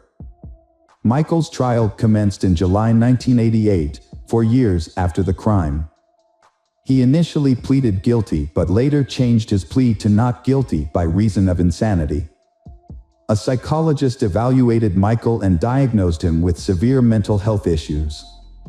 Michael claimed that the horror of Halloween was too much to bear, as the sight of children trick-or-treating reminded him of his own loss and triggered a mental breakdown. He alleged that this breakdown led him to visit Doreen's house armed with a machete on the evening of the murder. When Doreen opened the door, Michael revealed his true identity as the man behind the mask and made a shocking statement: she killed their son. Recognizing the man as Michael, Doreen quickly screamed for her daughter to run and Michael immediately attacked her. Michael claimed he was unaware that Doreen was pregnant at the time of the attack, but this assertion was met with skepticism. Doreen was visibly pregnant, standing at 4 feet 1 inches tall, and her friends found it hard to believe that Michael wouldn't have noticed, especially given her prominent belly. In fact, her friends joked that her pregnancy had made her almost as wide as she was tall. The prosecution argued that Michael was fully aware of his actions and had planned the crime in advance, a claim supported by evidence from the investigation. Detectives discovered that Michael had previously shared his desire to kill his ex-wife and her husband with friends, and had even discussed disposing of their bodies in the bay. The presence of 2 coffins and body bags in his home suggested that he was serious about carrying out this plan, and the prosecution argued that he had adjusted his intentions for some reason to target Doreen instead. Michael may have panicked or feared being caught, prompting him to leave the house quickly. During the trial, Doreen's 9-year-old daughter, Diana, testified about what she witnessed. Charles had wanted to spare his daughter the traumatic experience, but she was the only witness to the crime. The trial lasted a year, ultimately resulting in Michael's conviction for the murders of Doreen and her unborn child. Michael was sentenced to death, but a moratorium on the death penalty in California delayed his execution. As a result, Michael remains in prison, and his sentence will be no carried out. Years later, Diana revealed that the murder had such a profound effect on her, and she could never forget the horror she witnessed. Ultimately, Diana decides to forgive Michael and try to move past the past to focus on the future.